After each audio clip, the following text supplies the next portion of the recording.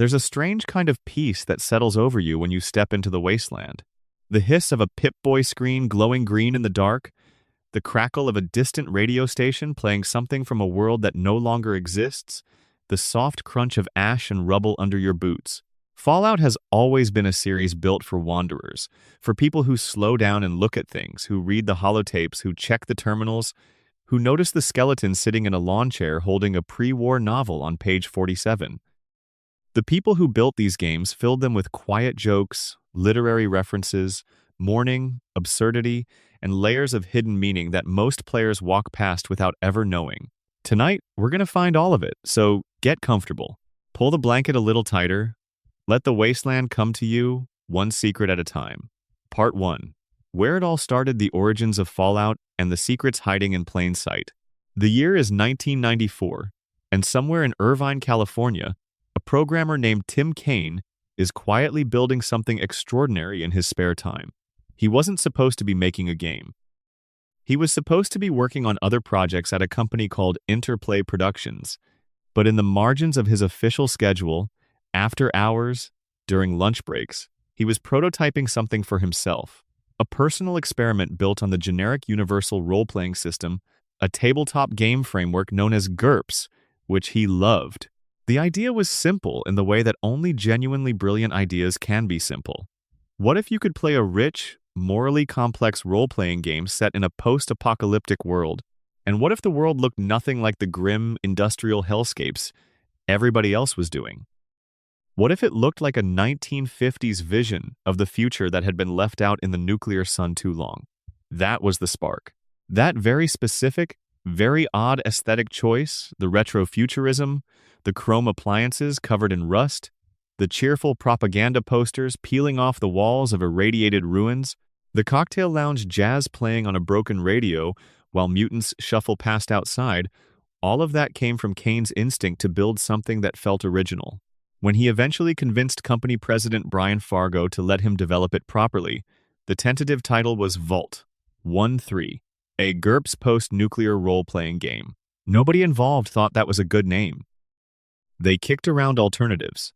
Armageddon was considered, but that word was already taken by another Interplay project. Eventually, Brian Fargo himself offered the name Fallout. Simple, heavy, perfect. The project originally secured a license to use GURPS for its mechanical framework. Fallout was supposed to run on those rules. But negotiations with GURPS creator Steve Jackson Games broke down partway through development over concerns about the game's graphic violence, and Interplay walked away from the license. Instead of scrambling, Kaine and the team simply built their own stat system from scratch. They called it SPECIAL, an acronym for strength, perception, endurance, charisma, intelligence, agility, and luck. 7 stats: clean, memorable, elegant, and entirely Interplay's own. Here's a detail worth sitting with for a moment. The phrase, war, never, changes. The 4 words that open every mainline Fallout game, spoken in that measured, slightly melancholy voice. Tim Kaine wrote that line for the very first game's prologue. He wrote it to capture something true about the world the game was building, something about how humanity's capacity for destruction outlives every civilization it creates. That sentence has now been spoken at the opening of games developed by at least 3 different studios across nearly 30 years, and it still lands the same way every single time. It's about as good as game writing gets. Now, the music. Interplay originally wanted to use "I Don't Want to Set the World on Fire" by the Ink Spots as Fallout's theme. It's a gorgeous, woozy 1941 ballad, and the irony of that title playing over a wasteland rendered by nuclear fire would have been devastating and perfect. But there was a copyright problem. The rights couldn't be secured in time. So instead, Interplay licensed a different Ink Spots song, Maybe, which played during the original game's opening cinematic. It worked beautifully. Years later, Bethesda would go back and secure the rights to "I Don't Want to Set the World on Fire," finally giving it the placement it was always meant to have, playing as the player character emerges from Vault 101 at the opening of Fallout 3. That moment stepping outside into the blinding capital wasteland sunlight, while that wistful, crackly melody plays, became one of the most iconic opening sequences in the history of video games. And then there's the Vault Boy. That cheerful little mascot, eternally grinning, giving you an optimistic thumbs up in the middle of the apocalypse. He's on every Pip-Boy stat screen, every achievement unlock, every piece of Vault-Tec propaganda you've ever found crumbling in a locker room. He's everywhere. The in-game explanation for Vault Boy traces back to the idea that 1950s American culture and the media of that era was remarkably good at normalizing nuclear danger. Civil defense posters actually instructed school children to duck and cover under their desks in the event of a nuclear strike, as if a wooden desk would provide meaningful protection from a thermonuclear weapon. The U.S. government ran public information campaigns that were almost breathtakingly cheerful about the prospect of surviving a nuclear exchange. Vault Boy was Fallout's loving, deeply sarcastic homage to all of that. He's a commercial mascot whose bottomless optimism is completely disconnected from the horrors happening around him. His smile means nothing. That's what makes it funny, and unsettling, and funny again. But the TV show, which we'll spend a full section on later, gave Vault Boy an actual origin story within the fiction of the Fallout universe, and it's genuinely haunting. The idea that Vault Boy's iconic thumbs-up pose might actually be a nuclear safety technique has been floating around as fan theory since the beginning. If you hold your thumb out at arm's length toward a nuclear detonation, the angular size of your thumb compared to the fireball tells you something about your distance from the blast radius. If the fireball is bigger than your thumb, you're inside the lethal zone and should run. If your thumb covers it, you might survive. Former Interplay employees, including Brian Fargo and artist Tremel Ray Isaac, have said the pose isn't secretly encoding that survival tip, it's just a cheerful gesture of encouragement. But the rumor took on a life of its own in the community for decades. And then the Amazon Prime Video series made it canon anyway, weaving the gesture directly into the backstory of an actor named Cooper Howard, who taught the technique to his daughter while serving in the military. The show turned a piece of fan mythology into literal Fallout history. There's something quietly elegant about that, a detail the developers always denied, becomes real through a new medium, 27 years after the original game launched. That original 1997 game, for all its landmark status, also had a lot of funny, strange, and deeply human little secrets tucked inside it. One of the most charming is the Easter egg that lives right at the very end of the game. After the player character defeats the Master, the final villain of Fallout 1, there's an ending slide that varies based on how the game was played. If you complete the game but stay outside, refusing to return to Vault 13, or if you do return and the Overseer banishes you from the vault anyway, which he does, because he doesn't want a hardened wasteland veteran corrupting the vault's population, you become an exile. You wander off into the wasteland alone. The game ends not with triumph, but with solitude. Your vault expelled you for saving it. That decision to punish success with rejection, was intentional and baked into the original design. It said something real about the game's world. The people sheltering underground, safe and organized and comfortable, couldn't absorb someone who had survived outside. The gap between them had become unbridgeable. It was bleak in a way that felt honest. There's also a secret ending in the original Fallout that only triggers if you take a companion named Ian with you through the entire game and keep him alive all the way to the end.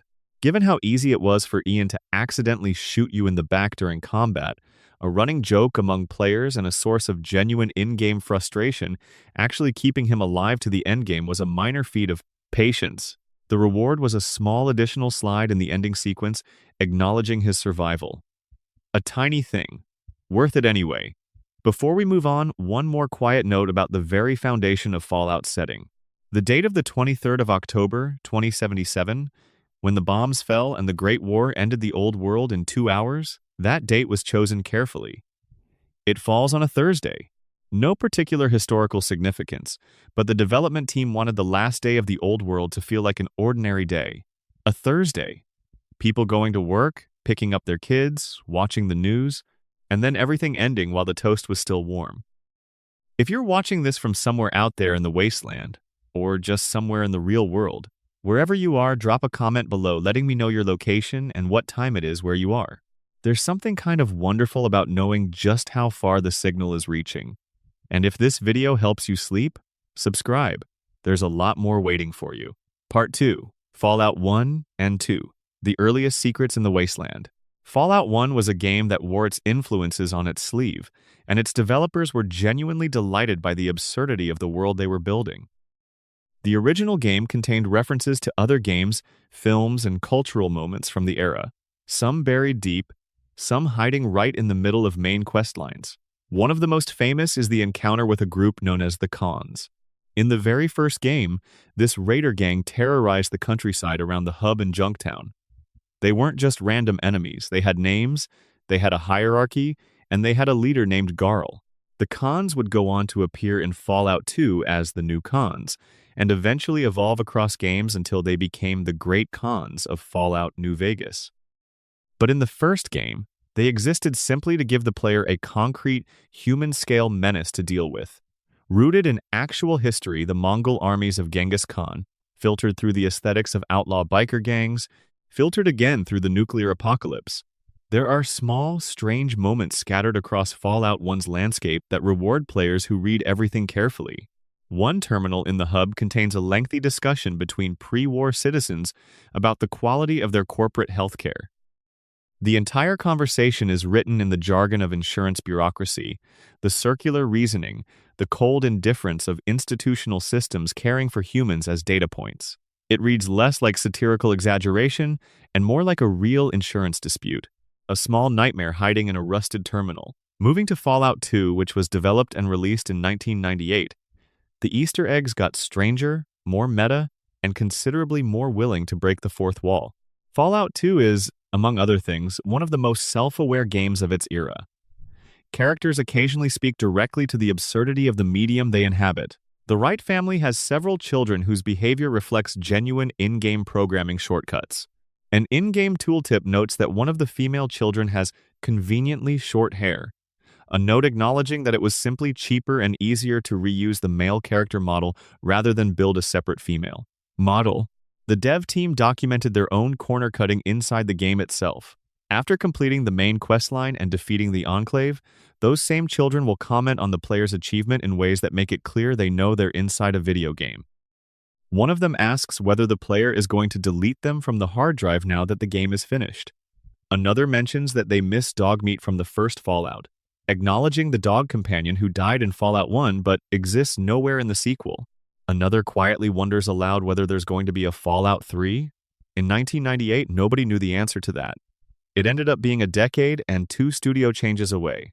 The same game includes a character named Mike the Masticator, a boxer in New Reno's underground fighting circuit. The Masticator is a direct reference to Mike Tyson, and his opponent in one of the fights is named Evan Holyfield, which is about as close as the developers could legally get to Evander Holyfield. The connection being, of course, the infamous ear-biting incident from the 1997 rematch between Tyson and Holyfield. Fallout 2 shipped in 1998. The developers clearly found that incident just as bizarre and darkly funny as the rest of the world did. There's also a location in Fallout 2 called Vault City that harbors a surprisingly sophisticated political satire inside its gleaming walls. Vault City is a settlement that emerged from Vault 8, and its citizens have developed into a rigidly stratified society divided between citizens and servants. The citizens enjoy the benefits of advanced Vault-Tec medical technology, while the people outside their walls struggle. It's a commentary on healthcare inequality and the politics of who gets access to life-saving resources, rendered in the pixelated aesthetics of a 1998 isometric RPG.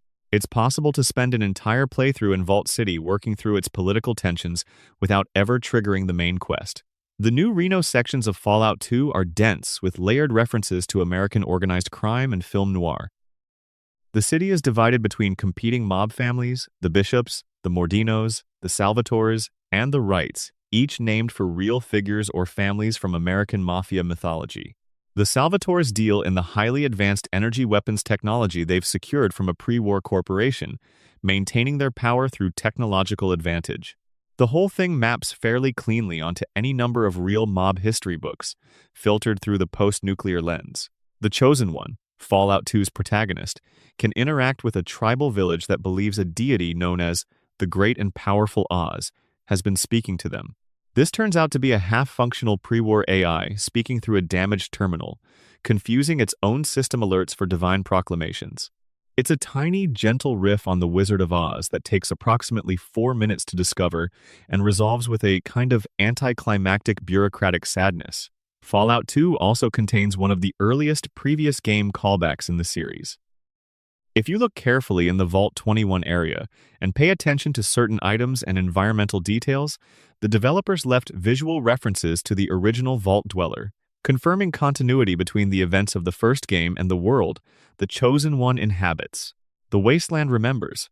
Not loudly, and not always in the places you think to look, but it remembers.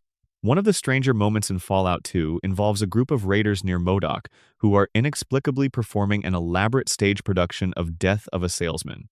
Not just referencing it, actually performing it, with period-accurate blocking when the player walks in on them. They stop when noticed, looking vaguely embarrassed, and return to violence without explanation. The developers never mentioned it in any changelog or commentary. It's just there, for whoever finds it, a small piece of completely committed absurdism in the middle of a post-apocalyptic wasteland. There is also a legendary moment of the original Fallout 2 that exists through the game's own structural contradiction, the ability to find and join a casino in the city of New Reno called the Golden Globes. But what the Golden Globes actually is, behind its front, is the headquarters of a pre-war pornographic film production studio that somehow survived the apocalypse and restarted operations. Fallout 2 being rated mature let the developers take some risks with content. The Golden Globe sequence is genuinely one of the weirder narrative side quests in the entire series, and it contains dialogue that acknowledges its own absurdity quite cheerfully. You can even receive a porn star special title for your character. It becomes a character attribute that other NPCs occasionally comment on for the rest of the game. The game's most quietly devastating Easter egg involves a dog named Dogmeat. In the original Fallout, Dogmeat was a loyal companion found wandering the wasteland near a junkyard, recognizable partly because he was wearing a spiked collar that belonged to a dead wanderer. He could accompany you through the entire game and be killed in combat. His death was permanent and shocking to players who had grown attached to him. In Fallout 2, you can find a random encounter involving a dog that strongly resembles Dogmeat in appearance and behavior, wandering the wasteland alone. He can't be recruited as a companion in the same way. He's just there, looking for someone. The developers never stated explicitly that this was meant to be Dogmeat, but the resemblance is detailed and intentional enough that the Fallout community has treated it as Dogmeat's continuation for over 2 decades. There's something genuinely touching about that. An unofficial moment of memorial built into the randomized encounter tables of a 1998 video game. Part 3. Fallout 3 Capital Wasteland Secrets and the Weight of a Dead City. Fallout 3 was Bethesda's first time handling the franchise, released in October 2008 to a world that had never seen the series built in 3 dimensions before. The transition to full 3D and a first-person perspective transformed everything. The scale, the atmosphere, the horror of a ruined Washington, D.C. rendered in granular, heartbreaking detail. And Bethesda, being Bethesda, filled it with secrets. Let's start with the secret that lives in the very first building. The player encounters after leaving Vault 101. The ruins of Springvale. If you walk directly east from the vault exit rather than turning west toward Megaton, you'll eventually find the remains of a small pre-war suburb. Ordinary enough. But inside one of the ruined homes, there's a bedroom with 2 tiny skeletons lying in bunk beds, a children's bedroom.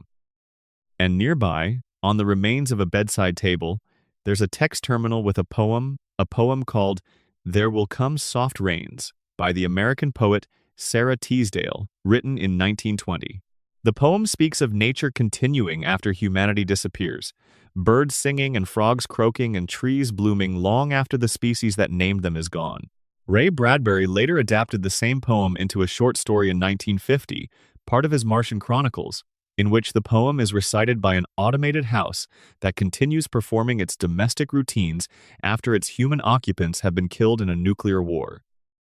Bethesda embedded both references to Teasdale and to Bradbury inside a pair of children's bunk beds in the ruins of a suburban home, waiting for players who looked in a direction most wouldn't think to check.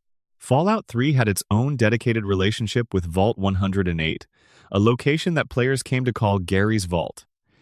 When you enter Vault 108, You discover fairly quickly that something went wrong. The vault contains an experiment involving human cloning, and the experiment went extremely wrong in a specific direction. There is one clone template in the entire vault. One. His name is Gary. Every single surviving resident of Vault 108 is a clone of Gary, and they've been producing more Garys, and all of them are hostile, and all of them can say exactly one word, Gary. They say it in every possible vocal inflection and emotional register, but it's always Gary. Angry Gary. Confused Gary. Gary saying Gary while bleeding to death. The Vault 108 entry in the game's design notes from Bethesda indicates that the experiment was supposed to test group cohesion and social identity through shared physical template, and the result, as players encounter it, suggests those tests went badly from approximately the moment the clones became capable of independent action. The Republic of Dave is a tiny, ridiculous settlement in the northeastern corner of the capital wasteland that functions as a pointed satire of petty authoritarianism. Its founder, a man called Dave, has declared himself president of his own country, consisting of approximately 8 people and a handful of Brahmin. The settlement has elections, but the elections are run by Dave, and Dave wins every time. The in-game safe in Dave's facility is locked with the combination 1138, not random. The safe code 1138 is a reference to George Lucas's pre-Star Wars experimental film THX 1138, a dystopian science fiction piece about state surveillance and controlled reproduction. The Lucasfilm came out in 1971, predating Star Wars by 6 years. Bethesda knew their audience would recognize it. The Republic of Dave's entire satirical project, one man self-declaring a nation and rigging his own elections, and the safe code being a reference to a film about authoritarian control, becomes a very layered little joke once you notice both elements. There's a moment in the main questline of Fallout 3 where the player infiltrates a military base called Fort Independence, which houses a faction of outcasted Brotherhood of Steel soldiers who call themselves the Outcasts. Inside the base, if you're willing to run a side quest for them, you gain access to a pre-war simulator called the Anchorage Simulation, a virtual reality recreation of an Alaskan military campaign against Chinese forces. The whole sequence is an extended commentary on the militaristic culture that built the world that eventually burned. But inside the simulation there are small, very carefully placed audio logs and terminal entries that tell the story of individual soldiers, not the broad strokes of the campaign, but the letters home, the complaints about equipment, the homesickness, the boredom, military life rendered in accumulating personal detail, so that by the time you're done fighting through the simulation, the people inside it feel real. Mr. Gutsy robots throughout Fallout 3 will occasionally shout, "There's nothing I like better than the smell of plasma in the morning." This is a word-for-word adaptation of the famous monologue from Apocalypse Now, in which Robert Duvall's character, Lieutenant Colonel Kilgore, delivers the line about napalm. The Fallout universe's Mr. Gutsy robots are deeply committed to military culture, and giving them corrupted battlefield movie dialogue underscores how thoroughly propaganda, including film propaganda, shapes the culture of violence. It's a good joke. It's also doing something about the way war movies become part of the vocabulary of actual combat, which is a darker point. The RoboBrain's floating brain-in-a-jar robots will occasionally broadcast a single question. Are you still there? The developers noted this was an homage to GLaDOS in Portal, which had been released the year before Fallout 3. GLaDOS became famous for that same phrase, delivered with a combination of menace and cheerfulness. The Fallout team, clearly big fans, embedded the reference into the dialogue script of the RoboBrain enemies and noted the reference explicitly in their own design documentation. There's a ghoul named Roy Phillips living in Tenpenny Tower who represents one of the Capital Wasteland's most morally uncomfortable quests. You're asked to resolve a conflict between Roy Phillips and the ghouls he leads, who want to live in the luxury tower, and the human residents who don't want them there. You can achieve a peaceful resolution where the ghouls are allowed in, the prejudice is overcome, integration happens. This is the good ending. But if you return to Tenpenny Tower after achieving this peaceful resolution, you find that Roy Phillips and his ghoul followers have massacred all the human residents anyway. The tower that you work to integrate is now populated exclusively by ghouls, the humans all dead in a back room. There's no warning before this happens. There's no way to prevent it. The developers built in a scenario where the most idealistic solution leads to a horror you had no power to stop. Whether that's commentary on the limits of pacifism, on the intractability of certain kinds of hatred, or simply a dark joke about optimism in the wasteland, is left entirely to the player. In the Point Lookout DLC, there's a shipwreck called the USS Ozymandias drifting just offshore. The name is a reference to Percy Bysshe Shelley's 1818 poem Ozymandias, in which a traveler describes finding a shattered statue in the desert bearing an inscription, "Look on my works, ye mighty and despair." The statue belongs to a king who believed his achievements would be eternal. By the time Shelley's narrator encounters it, the king, his works, and his civilization are all dust. The Fallout universe chose that name for an abandoned shipwreck in a radioactive swamp with absolutely no survivors, and it's perfect. Vault 92 tells a story through its terminal entries and environmental design that's genuinely upsetting even by Fallout standards. The Vault was intended to house professional musicians, with the stated purpose of preserving musical culture through the nuclear war. The actual experiment, as uncovered through terminal entries, involved exposing the musicians to white noise broadcasts that triggered violent psychosis. The Vault's audio logs document the gradual breakdown of its population, the artists who were supposed to create beauty slowly destroying each other in the dark. The name of the musician whose journal entries document the Vault's descent is Richard Rubin. The developers named him after a real music producer named Rick Rubin, who has worked with artists ranging from Johnny Cash to the Red Hot Chili Peppers to the Beastie Boys. Naming the last surviving journalist of a vault-turned-slaughterhouse after a beloved music producer is either a very affectionate tribute or a remarkably dark joke. One of the cleanest Easter eggs in Fallout 3 lives in Arlington Cemetery. If you explore the cemetery grounds carefully, you'll find a preservation shelter hidden near the north end. Inside, there are terminals and notes, but what's most striking is a small shrine to Abraham Lincoln, hidden in the back, complete with an unusual amount of candles and a large portrait. Lincoln appears elsewhere in the game.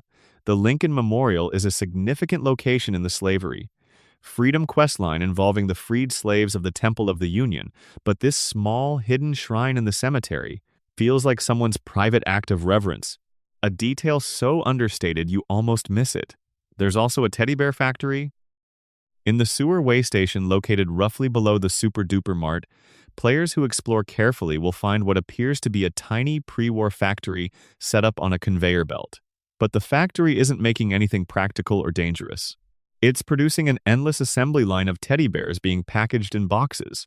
The factory is completely automated, the machines still running, producing stuffed toys into a world where the children they were made for are long gone. Nobody programmed it to stop. So it runs. A tiny, strange, genuinely melancholy moment hiding in a drainage system beneath a ruined grocery store. Fallout 3's Mothership Zeta DLC takes the player aboard an alien spacecraft and is one of the most unexpected departures in the series. The Fallout franchise had always hinted at alien presence, but never fully committed to it. Until this expansion.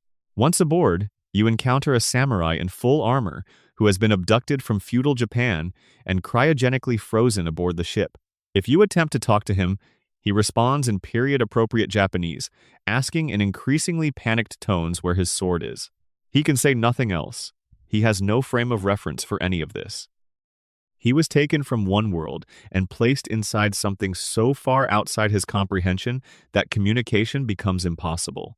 There's something deeply mournful about the exchange, played as comedy but landing somewhere quieter. Part 4. Fallout New Vegas, Part 1, Wild Wasteland and the Mojave's Playful Heart. Fallout. New Vegas released in October 2010, developed by Obsidian Entertainment, a studio staffed largely by former Black Isle employees, many of the same people who had built Fallout 1 and 2, coming home, in a sense. And they came home with something specific in mind, a Fallout game dense with personality, saturated with pop culture references, literary allusions, political complexity, and a mechanic called Wild Wasteland specifically designed to unlock even more Easter eggs. Wild Wasteland is a character creation option that can be selected at the start of the game. The game describes it as enabling the most bizarre and silly elements of post-apocalyptic Americana. What it actually does is activate a second layer of Easter eggs throughout the Mojave Wasteland, replacing or augmenting certain encounters with deliberately absurd references. Some of the most famous Easter eggs in New Vegas are only accessible if you chose Wild Wasteland at character creation. The Indiana Jones refrigerator is one of those. Just southeast of Good Springs, the starting settlement where the game begins, there's an abandoned nuclear test site. With Wild Wasteland active, you'll find a skeleton inside a lead-lined refrigerator at this location. The skeleton is wearing a distinctive hat. The connection is immediate and unmistakable for anyone who saw 2008's Indiana Jones and the Kingdom of the Crystal Skull, a film in which Indiana Jones famously survived a nuclear test by hiding inside a lead refrigerator, a scene that became notorious enough to spawn the internet expression, "nuking the fridge." Obsidian embedded the scene's aftermath as a skeleton, turning a pop culture moment into a found tragedy. If you take Wild Wasteland to the Old World Blues DLC and make your way through a Cyberdog testing area that looks like a post-nuclear high school, you'll eventually come to a window looking into a classroom. In a regular playthrough, the Cyberdogs inside the classroom are watching an educational projection for training purposes. With Wild Wasteland active, the Cyberdogs are seated around a table covered in cards, poker chips, and drinks, clearly mid-game. This is a direct reference to the famous series of paintings by American artist Cassius Marcellus Coolidge called Dogs Playing Poker, commissioned in 1903 as cigar advertisements and somehow becoming some of the most recognizable images in American decorative culture. The dogs playing poker, but the dogs are cybernetic, and the classroom is in the ruins of a pre-war science complex. It's extremely committed to its joke. New Vegas also contained a miniature Deathclaw living in a doghouse in Old World Blues' Higgs Village. This Deathclaw's name is Stripe. Regular-sized Deathclaws are already among the most dangerous creatures in the Fallout universe, capable of killing an unprepared player in seconds. Stripe is small enough to live in a doghouse. He has taken over the cybernetic dog named Gabe's former home. He is still incredibly dangerous, almost as many hit points as a legendary Deathclaw, and will chase you off his territory with frightening commitment. His name, Stripe, is the name of the leader of the Gremlins in the 1984 film Gremlins, a tiny creature who looks manageable and turns out to be a serious threat. The joke works on two levels. One of the most elaborate Wild Wasteland encounters in the game is the appearance of three seemingly normal women wandering the Mojave near Boulder City. They're dressed identically.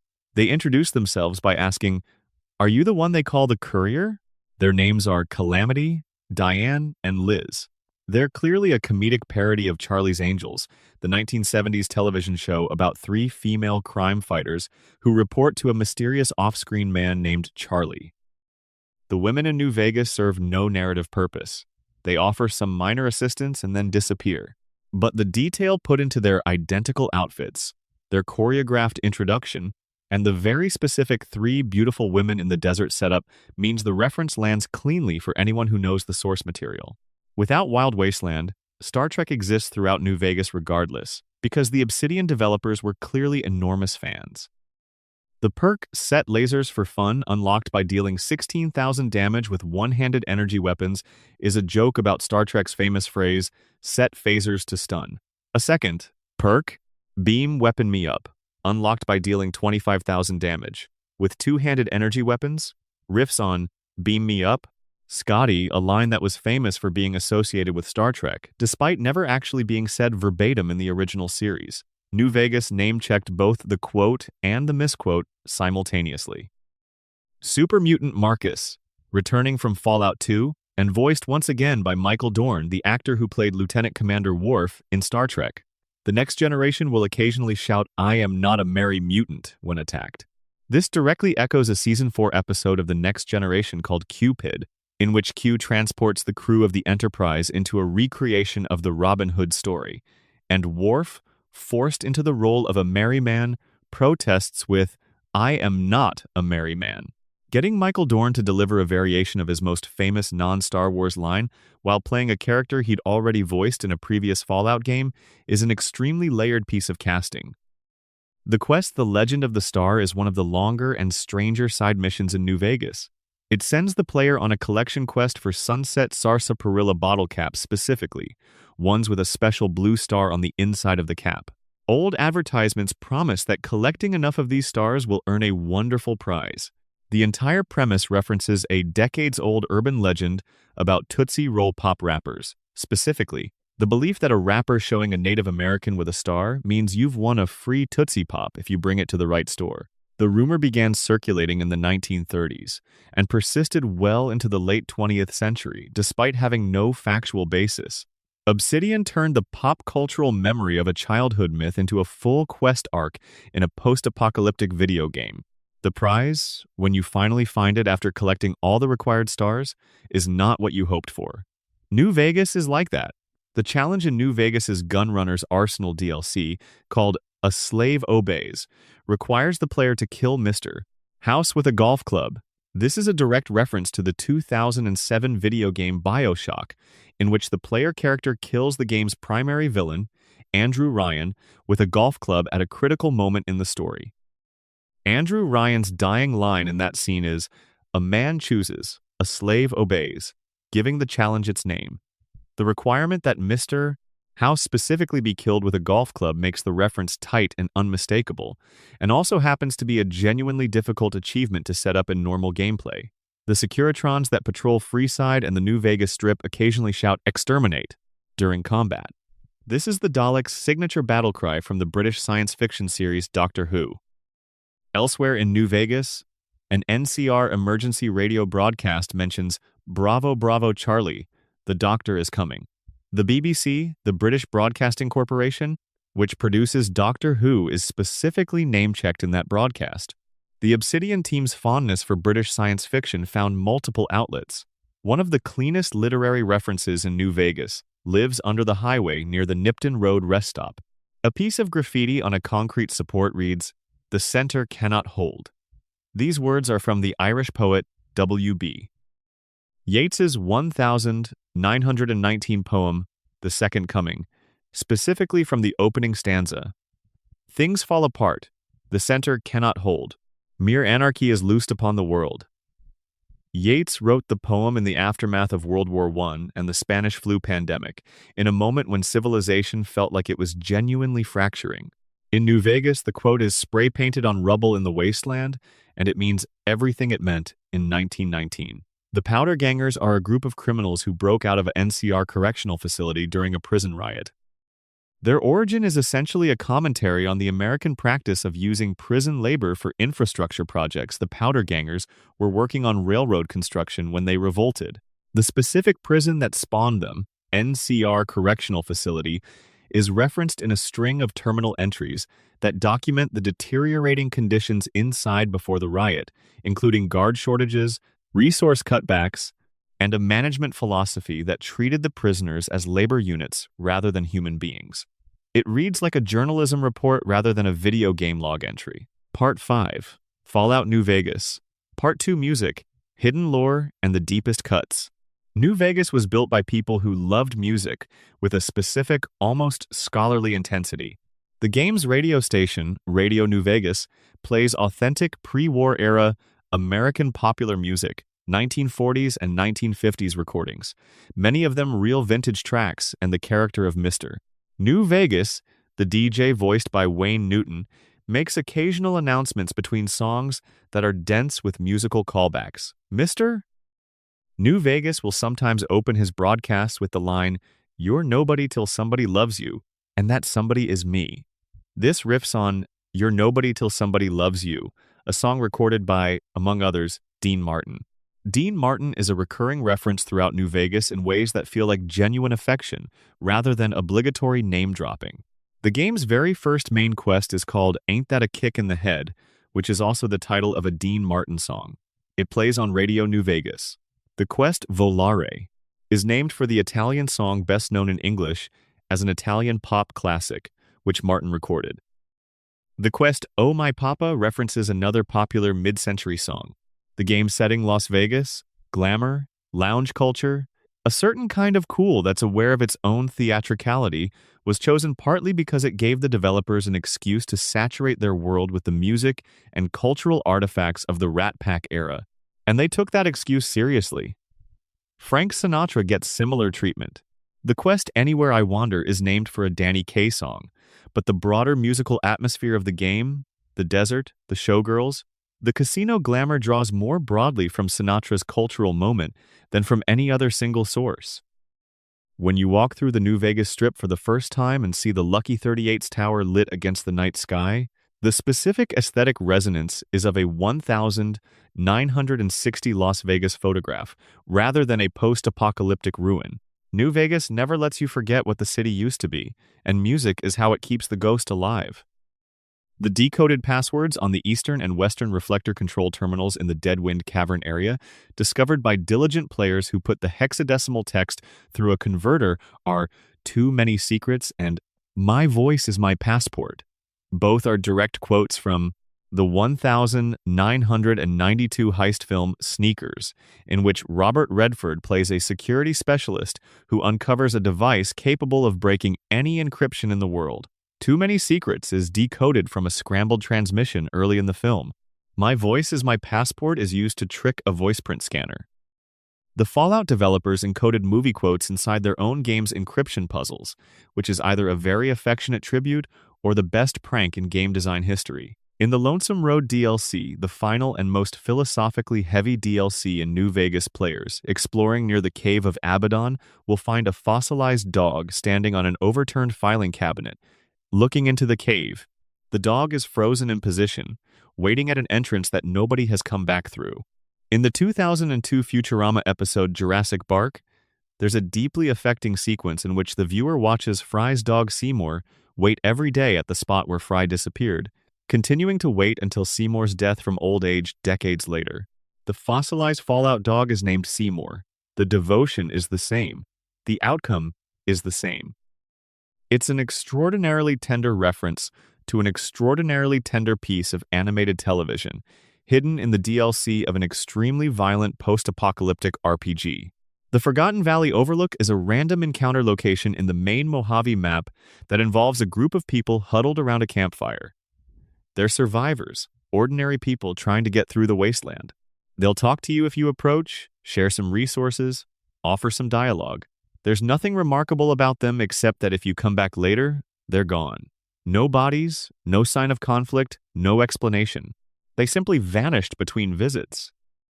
Whether this is an intentional mystery, a development oversight, or some combination is genuinely unknown.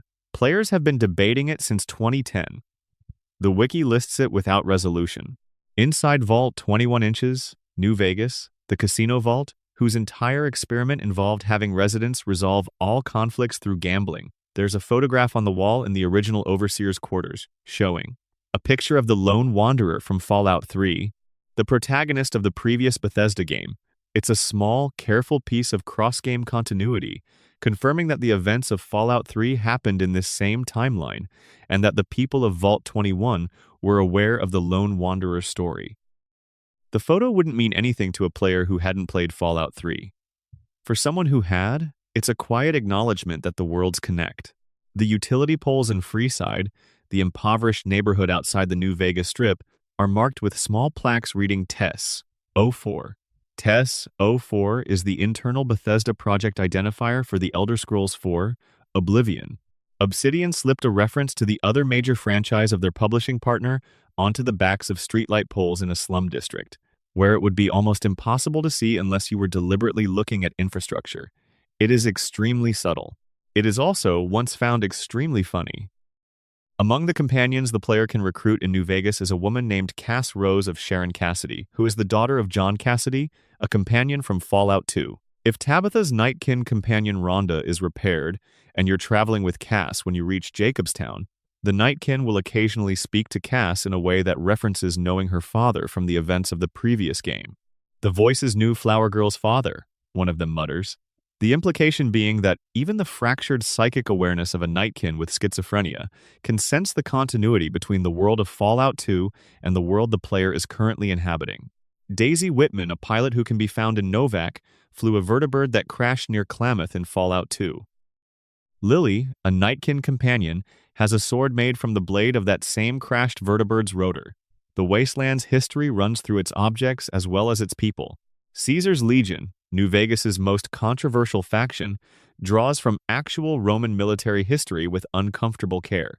Caesar himself is a former NCR citizen and academic who studied history, specifically Roman history, and deliberately modeled his conquering army on Roman legions. His real name is Edward Sallow.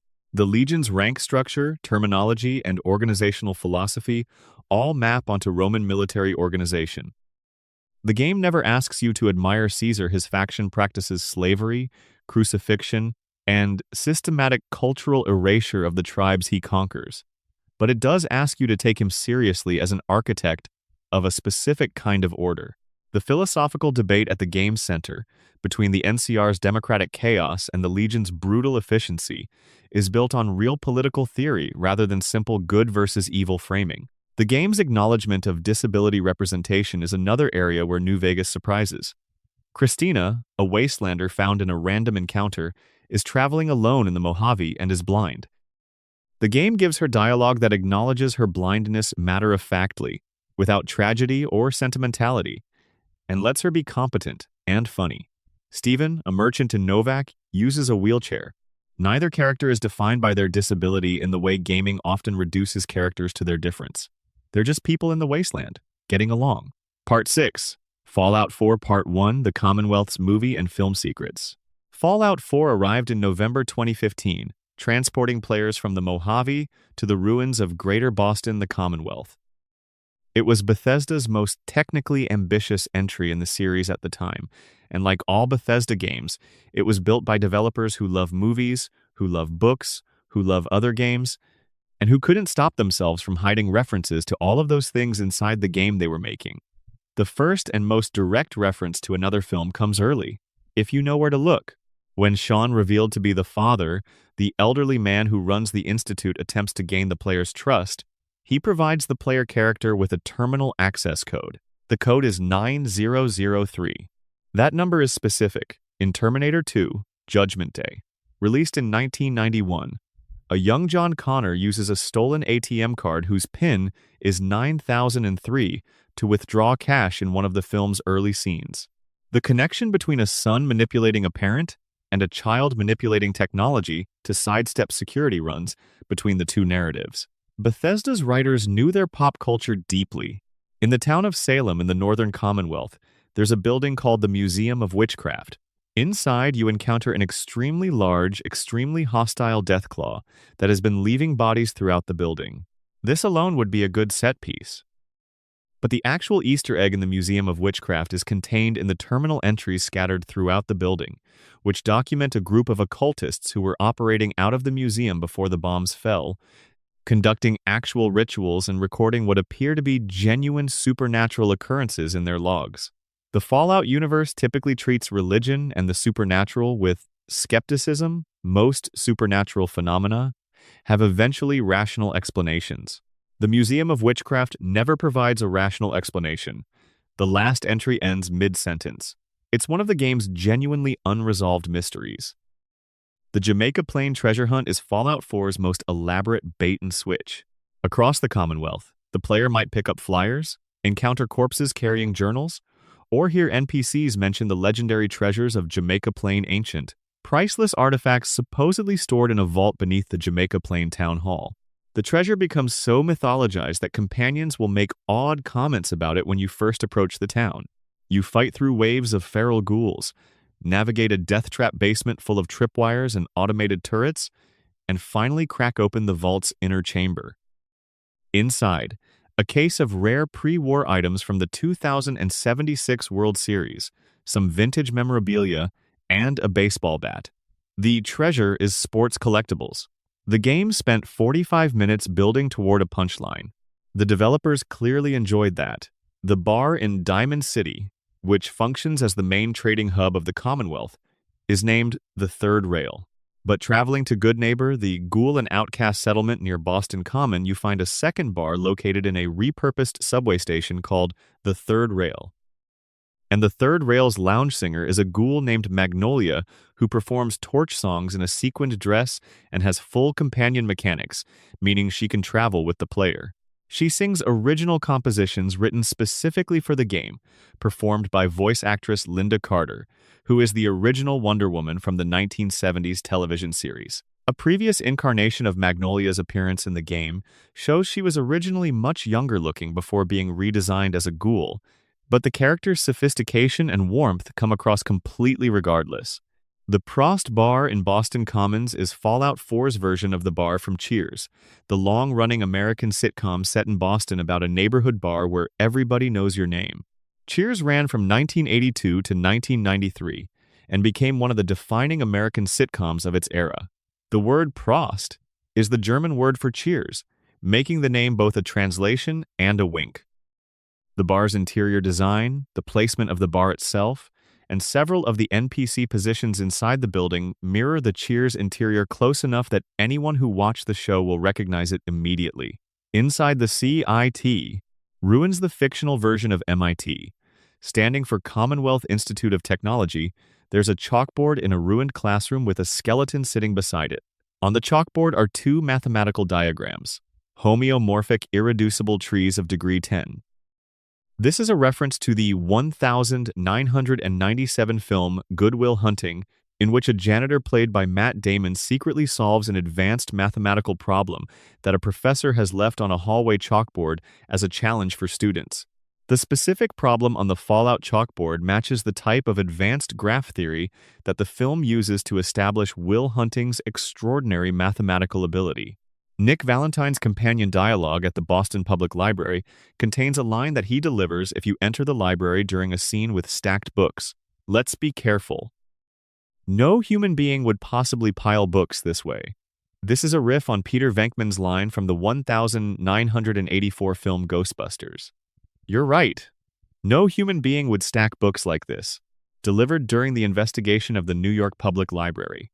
A ghost is responsible in the film. The implications in the Fallout library are left for the player. In the Nuka World DLC, there's a welcome center for the Safari Adventure Zone containing a terminal entry from someone named Dr. Hine, dated the 2nd of June 2077.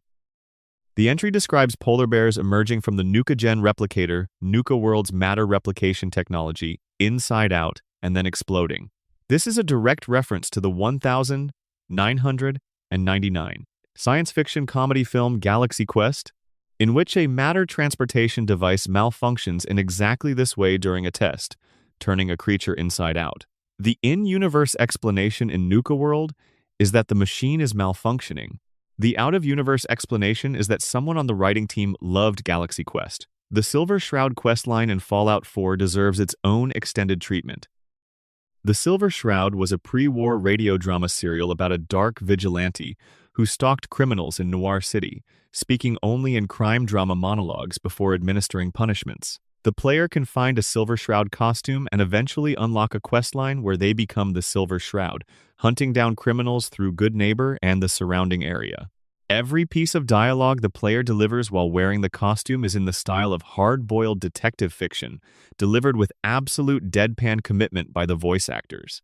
The enemy reactions, ranging from terror to complete bafflement, are one of the funniest running gags in the game. The Silver Shroud himself is clearly based on several Golden Age radio drama heroes, but the most direct reference is to the Shadow, the classic 1930s radio serial character whose tagline was, "Who knows what evil lurks in the hearts of men? The Shadow knows." And now, apparently, so does the Silver Shroud. Inside the BADTFL regional office, the pre-war federal building, a terminal entry from Sergeant Dave Mallory complains about an officer named Willison who keeps causing property damage, and another named Gibbs who keeps putting his life on the line. When you notice that, Willison is an anagram of Willis, as in Bruce Willis, and Gibbs echoes the surname of Mel Gibson's character in Lethal Weapon. The joke resolves itself. The entry is a reference to both Die Hard and Lethal Weapon, two defining American action films of the 1980s, both about police officers who cause enormous amounts of collateral damage in service of the greater good. The fifth bottle message hidden around the Commonwealth is titled Difficult to Kill, which is sarcastically delivered by John McClane in Die Hard. Bethesda clearly had a great time with this. The introduction sequence of Fallout 4, Before the Bombs Fall, includes a brief scene in a government conference room where a man sits at a circular table covered in maps, with a model of a mushroom cloud at the center, holding a telephone with white-knuckled tension. The staging, the lighting, and the composition of this scene are a direct visual quotation from Stanley Kubrick's 1964 black comedy Dr. Strangelove, or How I Learned to Stop Worrying and Love the Bomb, specifically the famous war room sequence in which the President of the United States attempts to manage the approaching nuclear catastrophe via telephone. The Fallout universe's origin story, a world that nuked itself because its political structures couldn't stop the machinery of war, is put in direct visual conversation with Kubrick's film, which made essentially the same argument about the same machinery 60 years earlier. Part 7, Fallout 4.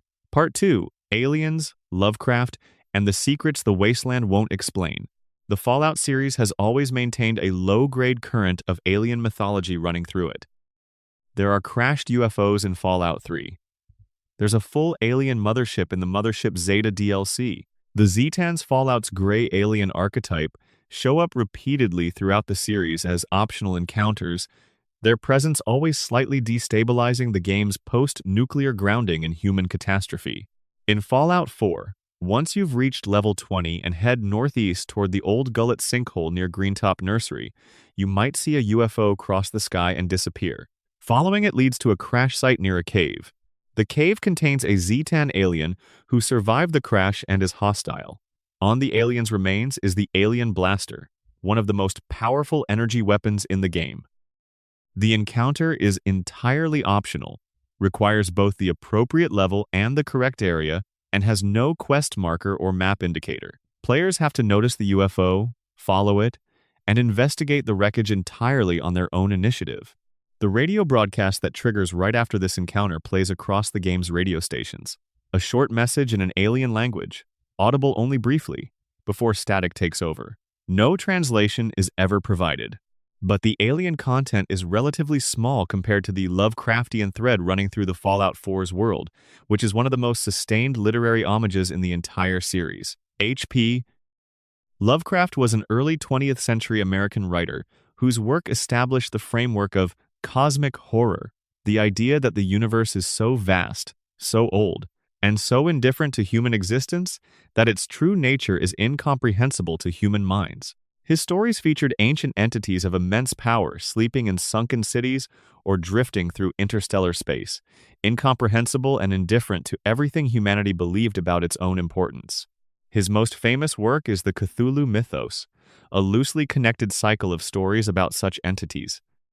Fallout 3 featured a location called the Dunwich Building, a crumbling, psychosis-inducing ruin named for Lovecraft's 1928 story, The Dunwich Horror.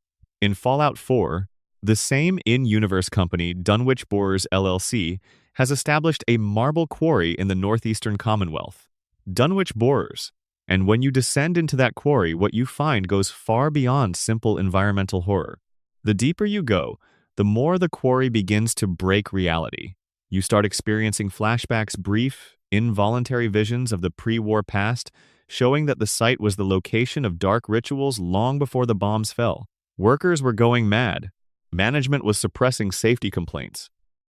Deep in the facility, you encounter a pool of water so dark it appears to have no bottom. Swim down into it, and you find an altar with a unique blade Krem's tooth, a sacrificial knife. Swim deeper still, and in the darkness below the altar, there's a massive stone face carved from the bedrock. If you use the PC console to disable clipping and look even further below the surface, you can see that the face is part of an even larger stone bust, something enormous, something that has been buried under the earth for long enough that the geology of New England has partially grown over it.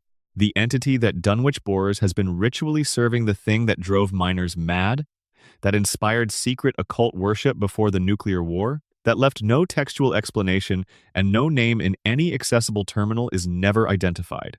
It is simply present, enormous, ancient, and there. Dunwich appears in both Fallout 3 and Fallout 4 because the Bethesda developers are, by their own acknowledgement, devoted Lovecraft readers. The Dunwich thread across two games is a long-form homage that rewards players who play both games and pay close attention to environmental storytelling.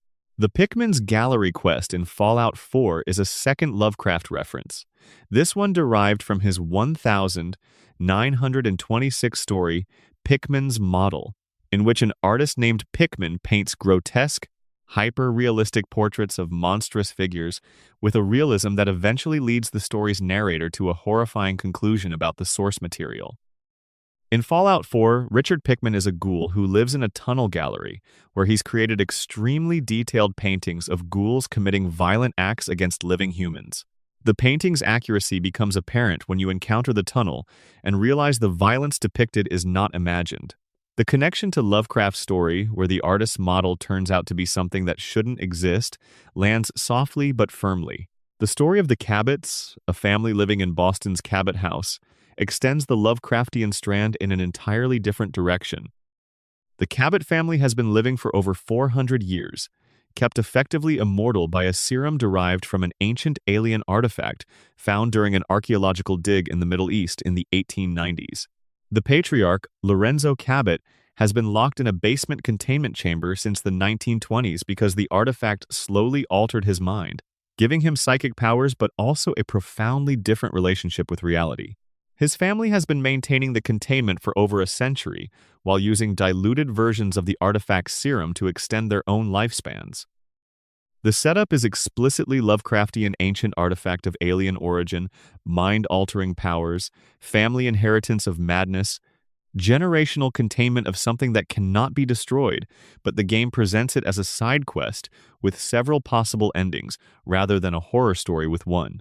You can free Lorenzo, or maintain the containment, or kill him, depending on your choices and your read of the situation. One of the game's most elaborate environmental Easter eggs is the crashed spaceship south-southeast of Oberlin Station, near Beantown Brewery. You'll see fire in the distance, and approaching will reveal a burning alien craft.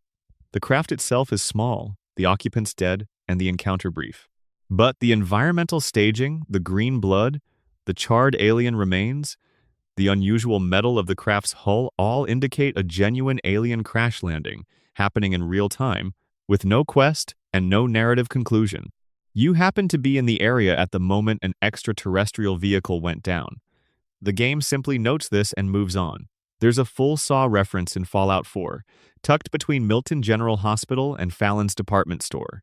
White arrows on the ground lead to a door marked with caution tape.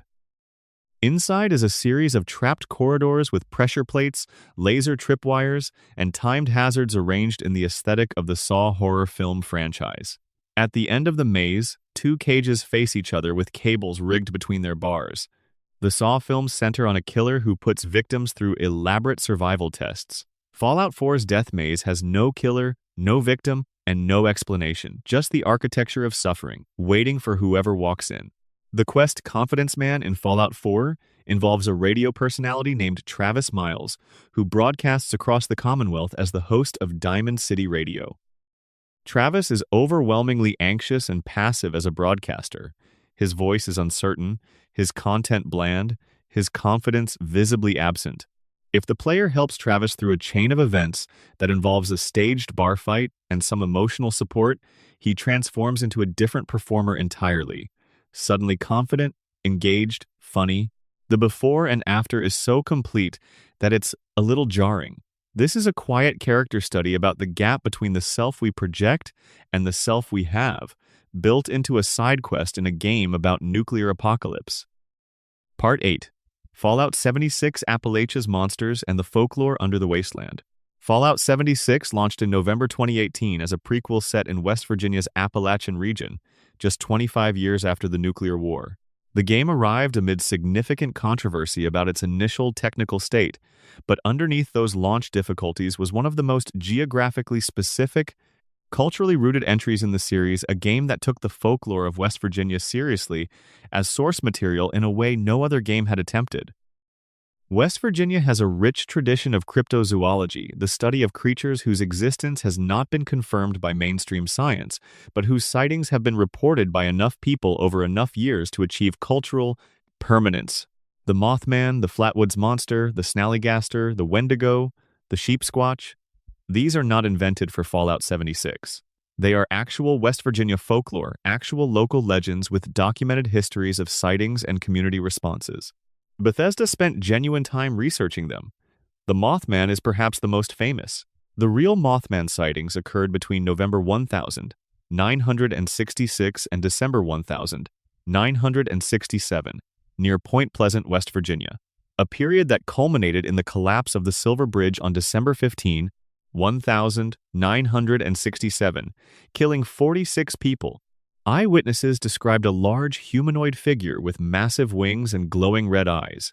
Author John Keel documented the sightings in his 1975 book The Mothman Prophecies, which was later adapted into a 2002 film starring Richard Gere. In Fallout 76, the Mothman appears as a cryptid that can be encountered throughout Appalachia. It has multiple variants: a standard Mothman, an angry Mothman, and a wise Mothman, who, if the player completes a ritual at the Landview Lighthouse involving bioluminescent material collected from fireflies, will appear peacefully and bestow a 5% experience boost. The wise Mothman variant is particularly striking. It's a version of the creature that rewards respect and environmental engagement rather than aggression. The design choice says something about West Virginia's own relationship to the Mothman legend, not primarily as a monster, but as an omen, a presence, a warning. Communities around Point Pleasant have embraced their cryptid as a cultural symbol. There's a Mothman museum in Point Pleasant. There's a Mothman statue. The Fallout 76 treatment of the Mothman as something that can be benevolent under the right conditions honors that local relationship. The Flatwoods monster has a documented real-world origin as well. In September 1952, in the town of Flatwoods, West Virginia, a group of residents, two brothers named Edward and Freddie May, their friend Tommy Heyer, a National Guardsman named Eugene Lemon, and a few others reported seeing a large, hovering entity with glowing red eyes after observing what appeared to be a meteor crashing nearby. Lemon turned his flashlight toward the pair of red lights and saw the creature, which he described as approximately 12 feet tall, with a dark body and hooked arms. It hissed and floated toward the group. They ran. In Fallout 76, the Flatwoods monster appears at night as a cryptid encounter with a 2.5% spawn chance per location. It teleports during combat, can take control of nearby creatures by surrounding them with a purple glow, regenerates health when almost dead, and disappears in a flash of bright white light when it wants to escape. It's one of the most mechanically unusual creatures in the game, specifically because its source legend emphasizes its alien, unpredictable nature. The Snallygaster is a real piece of Maryland and West Virginia folklore dating to the early 20th century, when the Washington Post and other newspapers published reports of a terrifying winged creature terrorizing farms. Teddy Roosevelt reportedly considered postponing an African safari to investigate the Snallygaster personally. In Fallout 76, Snallygasters are large, mutated creatures that appear near irradiated areas and nuclear blast zones. When a nuclear weapon is launched in the game's world, large numbers of Snallygasters appear around the impact zone, a design choice that connects their in-game ecology to the nuclear contamination at the heart of Fallout's world. The Grafton monster is a headless, pale-skinned, ape-like cryptid associated with the town of Grafton, West Virginia. Real sightings are documented from the 1960s. In Fallout 76, the Grafton monster is a massive creature without a visible head, just an enormous pale body and enormous arms that appears in the northern regions of Appalachia and features in the seasonal Grafton Day event, a sardonic small-town festival built around celebrating a monster. The event includes a parade float. The sheep squatch, half sheep, half Sasquatch, entirely a West Virginia invention, appears in Fallout 76 as a pure white creature with ram horns and a predatory disposition. Real West Virginia sheep squatch sightings are documented from the 1990s, mostly in Boone County. In the game, the sheep squatch is connected to a whole quest line about a pre-war government conspiracy involving the creature. It's one of the only cryptids in the game that has a detailed lore backstory explaining its origin within the Fallout universe. Beyond the cryptids, Fallout 76 is full of small, careful references to the specific landscape and culture of Appalachia. The New River Gorge Bridge, one of the most significant engineering landmarks in West Virginia, appears in the game's world, rendered faithfully in scale. The Trans-Allegheny Lunatic Asylum in Weston, West Virginia, which has operated as a real historic landmark and paranormal tourism site since its closure in 1994, appears in the game as the Weston State Hospital. The game's map contains careful representations of Appalachian geography, architecture, and industry. Coal country, chemical plants, religious communities, hollows and ridgelines and rivers. The setting was built by people who researched the region. The Blue Ridge Caravan Company in Fallout 76 is a trading faction that uses caravan routes through the Appalachian Mountains, modeled on the real historical significance of the Appalachian trade routes that predate the United States itself. The in-game caravan routes follow terrain that would logically match historical paths through the region. One of the smaller Easter eggs in Fallout 76 involves a pre-war board game called Unstoppables, a superhero-themed game that exists as a collectible item throughout the game's world. The Unstoppables are a fictional superhero team: Grognak the Barbarian, the Silver Shroud, Jangles the Moon Monkey, Mistress of Mystery, and the Unstoppable Grognak, all fictional in-universe characters who appear on comic book covers throughout the Fallout series.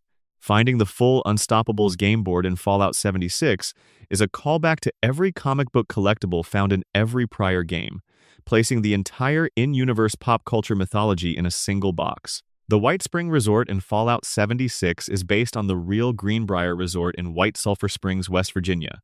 The Greenbrier is famous in both architectural and political history. It's one of America's grand resort hotels, built in the 18th century, but it also contains a secret Cold War bunker built beneath the hotel in 1958, intended to house the United States Congress in the event of a nuclear war. The existence of the bunker was kept classified until journalist Ted Gupp published details in 1992. In Fallout 76, the White Spring contains a secret government bunker as well, home to the remnants of the Enclave. Part 9. The Fallout TV show Season 1, 8 episodes of living Easter eggs. The Amazon Prime Video Fallout television series premiered on the 10th of April 2024 and did something that few video game adaptations have managed. It was genuinely good. More than that, it was good in a specifically Fallout way, tonally correct, aesthetically immersive, built by people who cared about the source material deeply enough to treat its absurdities with as much respect as its gravitas. Over 8 episodes, the show distributed an extraordinary density of Easter eggs, callbacks, and visual references to the games. The very first shot of the first episode's pre-war birthday party sequence contains a television screen showing a Nuka-Cola commercial, a Sugar Bombs cereal advertisement, and a brief cartoon featuring Grognak and the Ruby Ruins, the in-universe comic book adaptation that also appears as a Pip-Boy minigame in Fallout 4. 3 Easter eggs in a single establishing shot, before the narrative has even begun. Cooper Howard, played by Walton Goggins, is performing his Vault-Tec sponsorship duties at the party when another guest asks him to do his famous thumbs up. He demurs, uncomfortable in the moment of rising international tension. But later, in a Vault-Tec promotional shoot, he performs the gesture while wearing the blue and yellow Vault-Tec jumpsuit. His wife Barbara hands it to him, saying, "They even made it in your color," referencing Cooper's wardrobe from his cowboy film roles. The show's writers connected the origin of Vault Boy's color scheme to the costumes of a pre-war actor's professional wardrobe, giving the series' most iconic visual element a specific, textured in-universe history. The mechanic by which Cooper teaches his daughter the nuclear safety thumb measurement, holding your thumb up toward a detonation, checking whether the fireball is larger than your thumb, is rendered with tremendous care in the show. Cooper explains it as something he learned during his military service. His daughter Janie practices it during a drive through Los Angeles.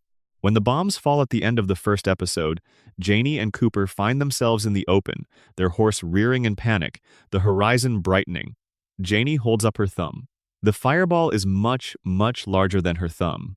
It is one of the most devastating moments in the first episode, and it's built entirely on a piece of in-universe mythology that the games had maintained for years. The fiends that appear on the bridge sequence in Episode 3 are directly pulled from Fallout New Vegas. In the game, fiends are a gang of chem-addicted raiders who attack anyone they encounter, characterized by the hollowed, skeletal look of severe addiction. The show's fiends have the same hollow eyes, the same aggression, the same disregard for self-preservation. They're a faction that existed only in New Vegas, and their appearance in a story that begins in California is a careful piece of continuity placement. The Shady Sands sequences the destruction of what was once the new California Republic's capital city hit differently for players who spent hours in those streets in Fallout 1, 2, and New Vegas. In the games, Shady Sands grew from a struggling settlement in a dry valley in Fallout 1 to the administrative heart of the NCR's democracy in Fallout New Vegas. Seeing it presented in the show as a crater, as rubble, as a destroyed history, is genuinely grief-inducing for anyone with 2 decades of attachment to the franchise. The show doesn't dwell on it for long. It doesn't need to. The water purification chip destroyed in Vault 33 is a direct callback to the MacGuffin of the original 1997 Fallout. In the first game, the entire plot is set in motion by the failure of Vault 13's water chip, a piece of equipment that maintains the vault's water supply. The player character is sent outside to find a replacement. The chip is a simple, small object, but its malfunction drives a 100-hour game. The show acknowledges this by making a modern version of the same device central to the new story's inciting incident.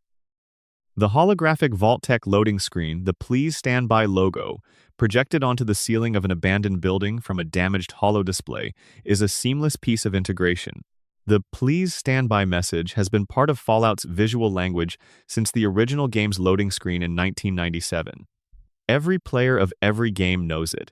In the show, it appears accidentally, a malfunction, playing on the ceiling of a post-war ruin, nostalgic and haunting simultaneously. Mr.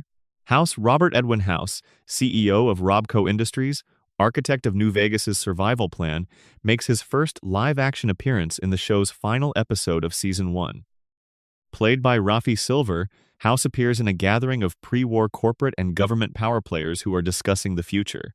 The show doesn't do much with him here. This is setup, not payoff, but the choice to include him at all confirms that the show is laying the groundwork for the political landscape of New Vegas in the same way the games established his survival and his plans across decades. That Robco Industries symbol, that immaculate suit, that stillness that communicates absolute confidence. Fans who recognized him had a specific reaction. The Robo-Brains in the show say the line, "Are you still there?" The same Portal callback that appeared in Fallout 3. It's a small continuity detail, confirming that the dialogue scripts of Robo-Brain programming haven't changed in 200 years of wasteland existence. The ghoul's costume, weathered and frayed as his skin, a long desert coat with remnants of the Vault-Tec promotional material still visible, is built to suggest that Cooper Howard has been wearing some version of this identity since before the war. The details of his equipment tell a story across decades. The Pip-Boy on his wrist, the weapons on his belt, the gold teeth in his skull, everything is specific and accumulated. Costume designers who worked on the show gave interviews about the number of individual choices that went into his appearance. Maximus hiding in a refrigerator during the nuclear strike on Shady Sands is a double reference to the Kid in a Fridge quest from Fallout 4, in which the player rescues a ghoul child who survived a nuclear blast inside a refrigerator, and to the 2008 Indiana Jones film, in which the titular archaeologist survives an atomic test by the same method. The show's writers were clearly happy to reference their own reference. Part 10. The Fallout TV show Season 2 New Vegas comes to life. Fallout Season 2 premiered on the 16th of December 2025 and took the story to New Vegas itself, the jewel of the Mojave, the city that somehow survived the nuclear war intact because one man's obsession with the future was stronger than the bomb's indifference. For fans of Fallout, New Vegas specifically, watching the show move into that landscape was electric. The very first image of Season 2 is a Securitron screen rather than a Radiation King television. The first season opened on that old-world TV set, pre-war and analog. The second season opens on one of Mr. House's floating robot monitors, their circular screen and wheeled chassis immediately recognizable to anyone who spent time in the New Vegas Strip.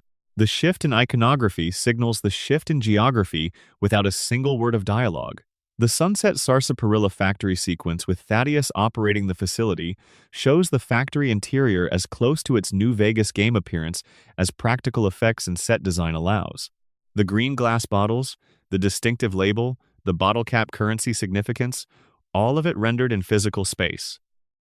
Sunset Sarsaparilla's presence in every New Vegas game as an alternative to Nuka-Cola, a Mojave-specific brand, makes its appearance in the show feel like a regional homecoming. Lucy and the Ghoul's path through the Mojave includes a stop at Novak, the small settlement best known in New Vegas for the giant dinosaur statue in its parking lot, originally a mascot for a pre-war roadside attraction. In the game, the town's most memorable feature is Dinky the Dinosaur, a concrete T-Rex that serves as a sniper's nest for one of the game's companion characters, Craig Boone. In the show, the dinosaur is present, though repositioned slightly from the game's layout. Seeing Dinky rendered in full scale, physical and real, standing over the Mojave Desert with the correct weathering and light, is one of those moments that the show's production team clearly understood would matter. The Great Khans appear early in Season 2, flying their distinctive banner rendered exactly as it appears in the game, a stylized skull on red and black over a camp near Novak. The show's Khans are primarily a motorcycle gang rather than the horseback raider force of the games, which works given the show's setting, but their visual identity is preserved. Their in-game history is complex and layered. The Khans trace their lineage from the Raiders of Fallout 1, having been destroyed and reformed multiple times across the game's timeline. The show doesn't narrate that history, but the flag says enough for anyone who knows it. The Lucky 38, the singular tower that dominates the New Vegas Strip in the game, appears on the horizon as Lucy and the Ghoul approach the city. The skyline is recognizable. The Lucky 38's silhouette taller than everything around it, lit from within despite the apocalypse because Mr. House never let it go dark, is exactly right. House's obsessive preservation of his casino and his city, the detail of that single tower staying illuminated across 200 years of wasteland, translates into the show as an image rather than an explanation. Cooper Howard's pre-war flashback shows him and his daughter driving through a residential neighborhood when a Vault-Tec representative emerges from a car and walks toward a house. A few moments later, sirens sound, but it's only a test. The Vault-Tec representative is wearing the uniform design from Fallout 4, in which Vault-Tec rep is one of the first NPCs the player meets before the bombs fall. Small continuity detail. Big emotional resonance. The animated credit sequences at the end of each episode in Season 2 function as their own Easter egg delivery system. Episode 1's outro pans through Prim, the small settlement just south of the Nevada state line in New Vegas, showing the Bison Steve Hotel, the Vicky and Vance Casino, and the Mojave Express delivery service. These are all locations from the game, rendered in the show's animation style, providing visual confirmation of the current state of each New Vegas faction's territory. Episode 2's outro moves to a different area. Each ending expands the visual map of where the show is set and hints at what the season will visit. The Wakakami arcade game that Cooper Howard's daughter plays in a pre-war bar appears in Fallout 76 as a common in-world entertainment unit. Its presence in the pre-war flashback confirms the game's existence before the war and establishes it as part of the normal cultural landscape of the 2070s. The H&H nail gun that appears when Mr. House confronts a group of men is a specific Fallout, New Vegas item. H&H Tools is a company in the New Vegas game universe owned by Anthony House, Robert House's half-brother, who founded the company after allegedly stealing Robert House's inheritance before the Great War.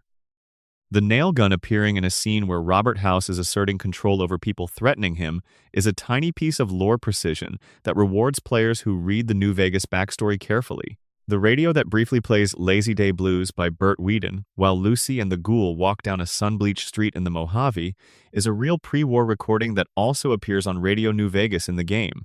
Using actual vintage recordings in the show to score the wasteland maintains the same strategy the games used, real songs from the past, filtered through post-nuclear context, carrying their original meanings into a world that no longer exists for them. Part 11. Hidden Connections, Developer Secrets, and the Quiet Lore that Lives Between the Games. The Fallout series is 27 years old, has been developed by at least 3 distinct studios, and spans games, television, and an enormous amount of supplementary material. In that time, a layer of hidden connections has accumulated between the games, a network of callbacks and continuing references that rewards players who've been with the series from the beginning. One of the most satisfying is the continuing career of the mysterious stranger. In every Fallout game with VATS, the Vault-Tec assisted targeting system, there's a perk called Mysterious Stranger that occasionally summons an unknown figure in a trench coat to execute your enemies for you. The Mysterious Stranger appears, fires, and disappears without explanation. He's been showing up since Fallout 2. He will have shown up in Fallout 3, New Vegas, and Fallout 4. He never has more context than his name. The mysterious stranger radio music that plays when he appears is the same cue across every game. No one knows who he is. He has never said a single word. He might be the most reliable character in the entire franchise. The ink spots music, which Fallout's developers have been using since the very beginning, the original intended use of "I don't want to set the world on fire" in 1997, finally realized in Fallout 3, creates an audio continuity across games and decades that is genuinely remarkable.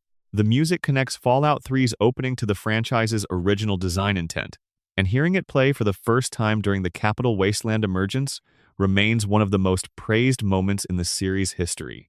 The Ink Spots, an African-American vocal harmony group, active from the 1930s to the 1950s, made music that was melancholic, tender, and full of longing.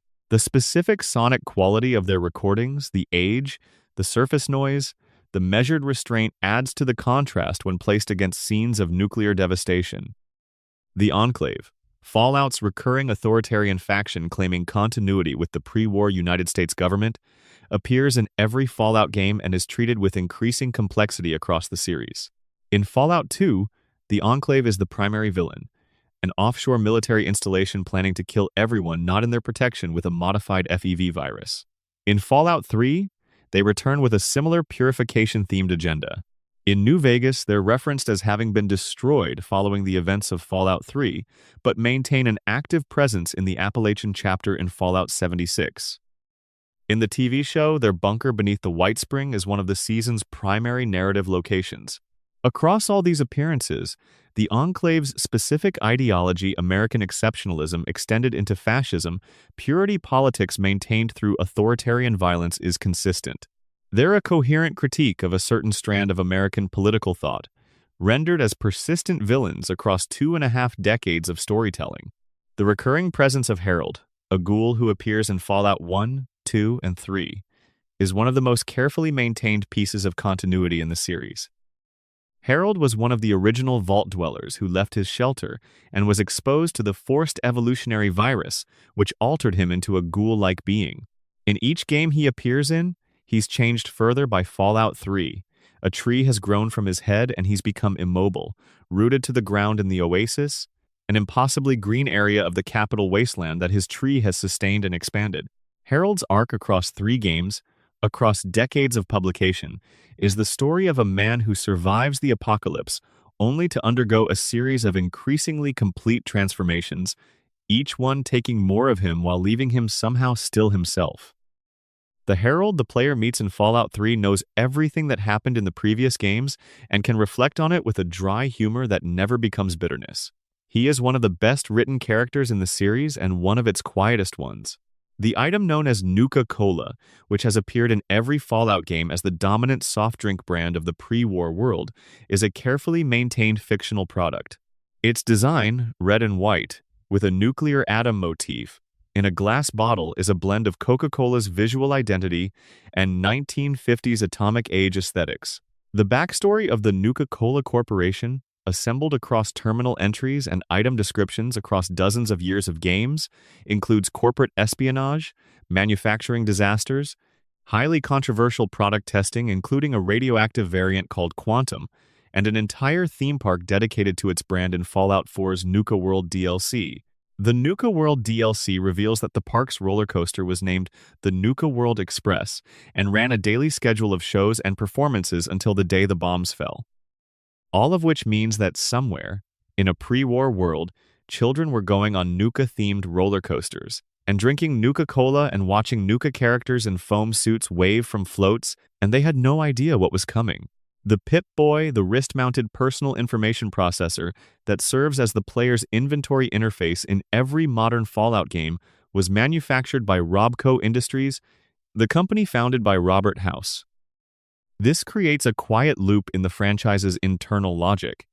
The interface through which players manage their survival in the wasteland was built by the same man who preserved Las Vegas, who planned for civilization's restart, whose logic of control and preparation runs through the entire series. Every time a player opens their Pip-Boy in any game from Fallout 3 onward, they're using a Robert House product. The unique weapons scattered throughout the Fallout games, weapons with specific names, backstories, and often previous owners constitute a small library of environmental storytelling. The shish kebab in Fallout 3 is a homemade flaming sword assembled from kitchen knives and motorcycle components. The unique version, shish kebab, belonged to a raider named Smiling Jack who can be found with it if you know where to look. The All-American in New Vegas is a unique service rifle left in a weapon cache in Vault 34. The Massachusetts Surgical Journal found in Fallout 4 among the Medford Memorial Hospital's administrative offices is a real pre-war academic publication that includes entries about the hospital's surgical staff, most of whom are now ghouls wandering the building's corridors. The journal lets you read their professional records, then meet their mutated remains. The loading screen tips in Fallout New Vegas are a minor Easter egg in themselves. Specifically, the tip that reads, Mentats can improve your dialogue success. Jet improves your reaction time. Alcohol improves your confidence. Remember that chems are dangerous. The tip is accurate. Game mechanically, all of those things are true.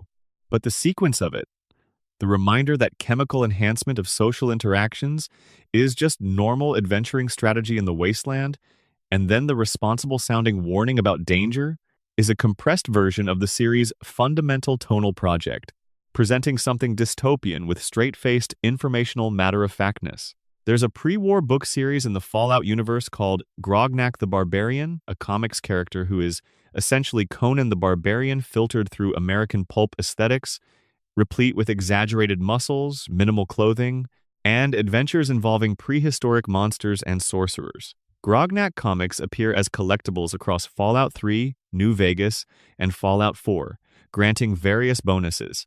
In Fallout 4, you can wear Grognak's costume, a bearskin loincloth, and wield Grognak's axe, a unique weapon. Grognak is then referenced in the TV show during the opening birthday party.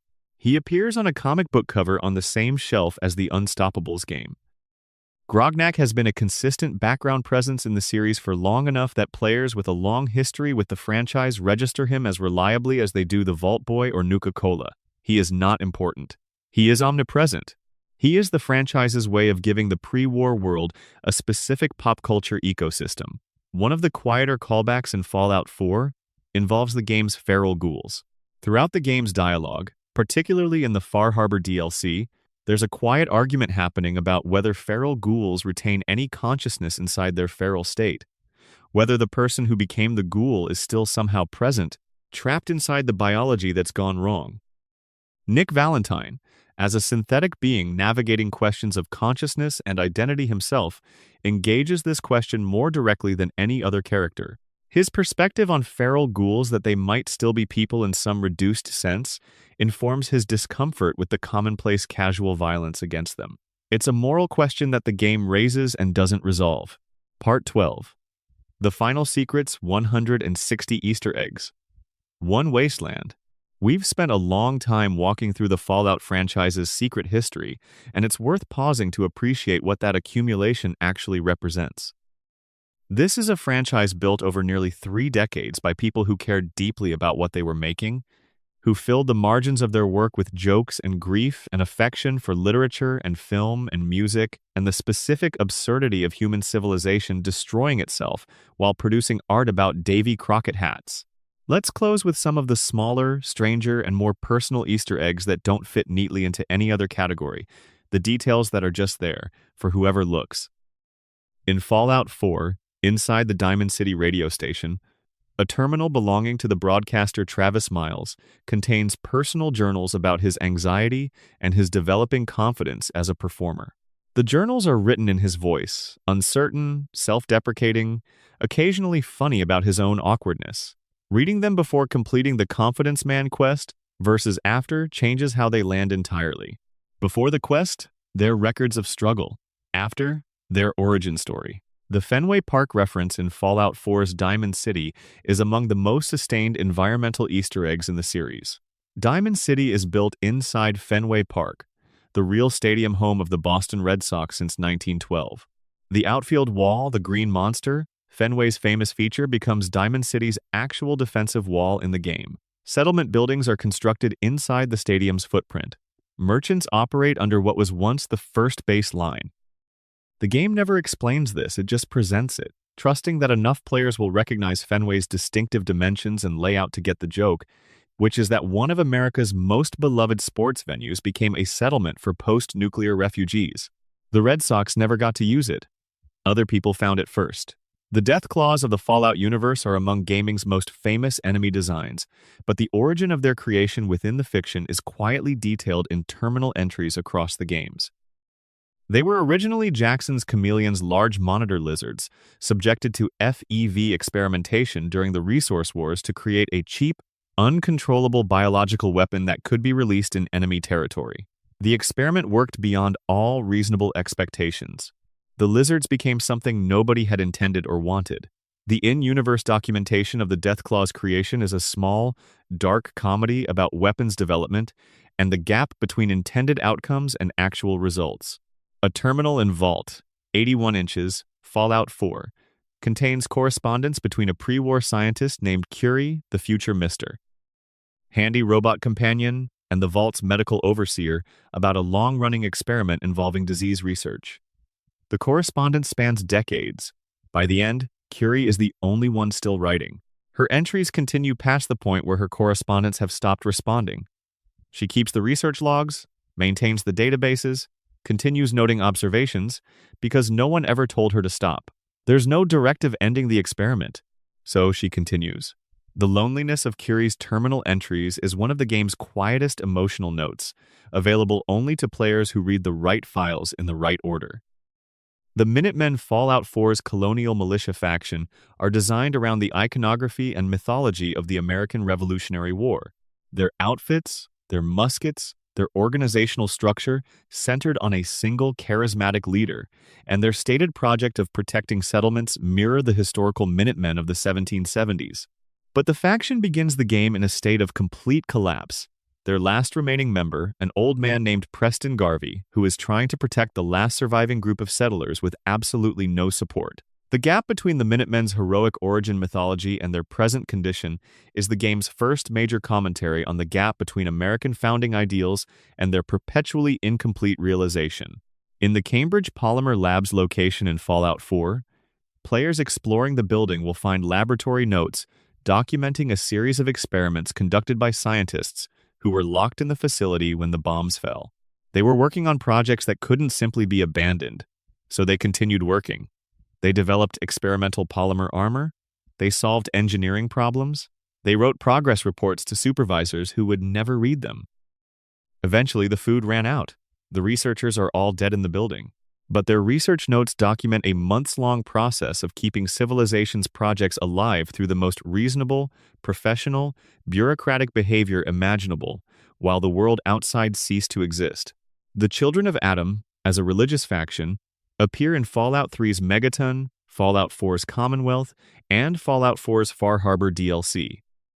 Their theology centers on nuclear fission and the belief that radiation represents the divine light of Adam, who will eventually split all living beings into their constituent particles in a process called the Great Division.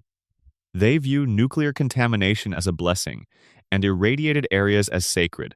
The Children of Adam are a consistent joke about the human capacity to find spiritual meaning in catastrophe, but they're written with genuine internal logic. Their theology is coherent within its own terms. Their leadership figures argue about doctrine. Their rituals have aesthetic meaning, which makes them something richer than a simple parody. The Survivalist, a character from Honest Hearts, New Vegas's Utah set DLC, left a series of journals across Zion Canyon documenting his life after the bombs fell. The Survivalist is never met alive. You read his journals from the first one terrified, angry, violent through decades of evolution as a person. He falls in love. He has children by adoption. He becomes a father figure to a community. He grows old. He dies. His arc across the journal entries represents one of the series' most complete character studies. The Survivalist's journals never have any gameplay impact. They exist entirely for players who choose to read them. They're among the best writing in the series. Every major Fallout game contains at least one moment designed to genuinely catch the player off guard emotionally. In Fallout 3, it's the poem in the children's bedroom. In New Vegas, it's Seymour the dog waiting forever by the cave. In Fallout 4, it's the journals of the Cambridge polymer scientists who kept working. In Far Harbor, it's Dima's recovered memories. In Fallout 76, it's the personal notes left in the White Spring bunker by the political staffers who realized they were going to die there. Each game has its version of this moment, and each one is delivered through text rather than cutscene through reading, through choosing to look. The Wasteland rewards attention. It always has. The Fallout franchise began with a programmer building something in his spare time because he loved the idea of it. It accumulated references and secrets and layers of meaning over 27 years because the people working on it found joy in the act of hiding things for other people to find. Every skeleton in a lawn chair, every terminal entry from a dead scientist, every song playing on a broken radio, every perk named after a movie, nobody expected the developers to have seen all of it, says the same thing. We were here. We made this. We hid something in it for you, and if you look at it long enough and carefully enough, you'll find something that feels like it was placed there specifically for you. War never changes, but the people who write stories about war and who fill those stories with love for the things that don't survive it, those people keep leaving things behind. Hidden in the code, buried in the rubble, waiting in the dark for whoever walks through the door. The Wasteland remembers. Sleep well. If you made it all the way through this one, thank you for being here. Comments and every single second you spent watching this genuinely matter. If you found something in this video you hadn't heard before, or if one of these Easter eggs sent you straight back to a save file you haven't loaded in years, leave a comment. I'd love to know which one hit. And if you want more long-form Fallout content, more gaming history, more of the quiet secrets that live inside the games we love, subscribe and let the algorithm know this is something worth making more of. There's a lot more waiting. End of script. Expanded section. The many lives of Nuka-Cola and Fallout's in-universe brands. There is a specific joy in the way Fallout builds its internal consumer culture. The game's world is not just post-nuclear in its geography, it's post-nuclear in its advertising, in the way brand loyalty persists through the apocalypse, in how people form emotional attachments to products that haven't been manufactured in 200 years. Nuka-Cola is the most prominent example, but the entire ecosystem of Fallout's pre-war corporations tells a story about what kind of civilization got incinerated. Nuka-Cola's design is an obvious riff on Coca-Cola's visual identity. The red and white color scheme, the cursive branding, the distinctive glass bottle, but Nuka-Cola's internal lore, assembled across terminal entries in multiple games, tells a story about a corporation that became increasingly reckless as its dominance grew unchallenged. Nuka-Cola Quantum, the luminescent blue variant that glows faintly with radiation and grants bonus action points in Fallout 3 and Fallout 4, was developed using strontium-90, an actual radioactive isotope. The company's internal testing of Quantum is documented in terminal entries that describe researchers noting health concerns in test subjects, concerns that were addressed by adjusting the testing methodology rather than the product formulation. The Nuka World DLC in Fallout 4 expands this into a full theme park setting, and the park itself becomes a meditation on the corporate theme park experience filtered through post-nuclear decay. Nuka World had distinct themed areas: Galactic Zone, Safari Adventure, Kitty Kingdom, Dry Rock Gulch, and the Nuka Town USA Hub, each representing a different brand extension of the Nuka-Cola product line. What the park is essentially documenting is how far a beverage company extended its brand identity to capture the full life cycle of consumer relationship: themed entertainment, collectibles, food service, merchandise. The park was so thoroughly branded that it became a self-contained universe in which everything, the rides, the food, the attractions, even the staff costumes existed to reinforce the corporate identity. 200 years after the bombs, raiders have moved in. But the Nuka branding is still everywhere. The corporate identity outlasted the corporation. One specific Easter egg inside Nuka World involves the River of Quantum, a ride-through attraction in which boats carry passengers through a glowing blue river of Nuka-Cola Quantum. A terminal inside the ride explicitly references Roald Dahl's Charlie and the Chocolate Factory, specifically the famous chocolate river in Willy Wonka's factory that Augustus Gloop drinks from. The Nuka World terminal entry encourages guests to drink from the river, assuring them that the chemical composition of Quantum makes it self-sterilizing. The connection runs deeper than a simple homage. Both rivers represent the dark underside of childlike consumer fantasy. In Dahl's story, the Chocolate River is part of a morality tale about excess and entitlement. In Fallout's Nuka world, the glowing radioactive river is part of a corporation's marketing strategy that literally made people glow. Robco Industries, the company that manufactured the Pip-Boy, Protectron robots, and Securitron units, is Robert House's pre-war enterprise. The Pip-Boy 3000 that Fallout 3, 4, and 76 players wear was manufactured by Robco to Vault-Tec specifications. Inside the fiction, this means that the interface through which the player navigates the world, their inventory, their map, their character stats, is a product of the man whose philosophy of careful, obsessive planning to preserve civilization represents one of New Vegas's possible futures. Every time you check your Pip-Boy, you're operating Robert House's technology. The Robco-certified terminal operating system referenced in Fallout terminals throughout the series is a parody of Microsoft Windows, specifically in the naming conventions, the error messages that don't quite convey useful information, and the bureaucratic indifference to the actual user experience. Terminal entries across the series include references to systems requiring multiple reboots, compatibility issues between Robco's software and other pre-war operating systems, and frustration from technicians who couldn't get basic functions to work. The developers clearly had specific complaints about operating systems they wished to process into fiction. Poseidon Energy is another recurring pre-war corporation whose products and facilities appear throughout the series. Poseidon was an energy company that manufactured fuel, power plants, and conventional weapons. Poseidon Energy's facilities appear in Fallout 3 as the Poseidon Oil Rig Ruins, in New Vegas as Poseidon Gas Stations, and in Fallout 4 as Poseidon Energy's power plant in the Southern Commonwealth. The company's name, Poseidon, Greek god of the sea, god of earthquakes and storms, a god of chaotic natural power, is a pointed name for an energy company whose products powered the military-industrial complex that eventually destroyed the world.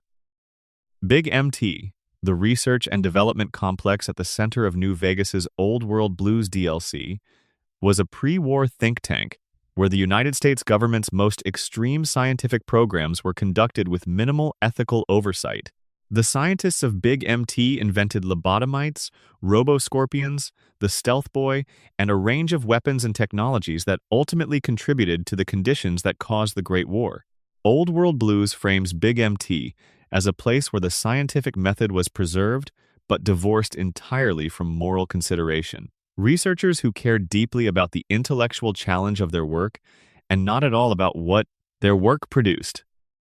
It's one of the most direct critiques in the franchise of the relationship between scientific institutions and military funding, and it's delivered through a comedy DLC featuring sentient brains in jars. Expanded section: The Fallout 3 Vault Experiments and What They Say About Human Nature.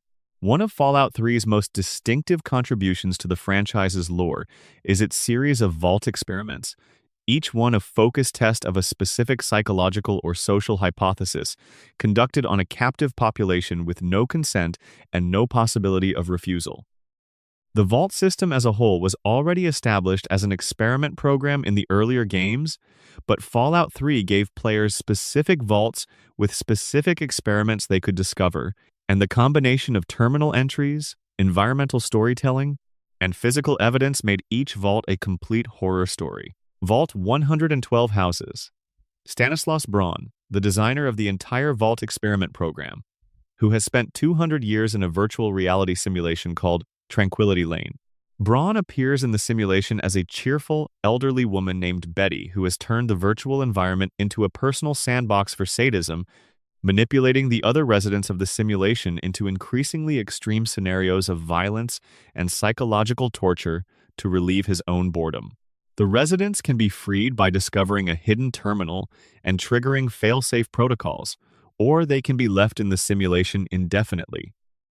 Braun, the person most responsible for the suffering of every Vault's experimental population, has been living in comfortable immortality in a simulation he controls for 2 centuries. Vault 101. The player's home vault is perhaps Fallout 3's most elegant experiment design, a vault that never opens. Most vaults were designed to eventually release their populations back into the world. Vault 101's experiment was to test what happened to a closed system of humans with no external input, no influx of new people or ideas, no contact with the outside world. The Vault's population over 3 generations developed increasingly rigid social hierarchies, a mythology that elevated the overseer's authority to divine status, and a deep cultural prohibition against any contact with the surface. By the time the player character emerges, Vault 101's society has developed all the features of an isolated religious community with authoritarian leadership. Vault 92 was the musician experiment we discussed earlier, but the specifics of the white noise program bear more examination. The experiment was designed to study whether creative people, specifically musicians, could be induced to commit violence under the influence of subliminal audio programming. The theory, as documented in the researchers' notes, was that violent creativity could be weaponized. The experiment worked in the sense that the musicians became violent. It didn't work in the sense of producing anything useful by the time the programming created reliable violence. It was completely indiscriminate. The researchers were among the victims. Vault 87 is where the FEV forced evolutionary virus research conducted for the super mutant program was centered in the capital wasteland. The experiment at Vault 87 involved exposing the residents to FEV. The process was, as documented in terminal entries, not consensual.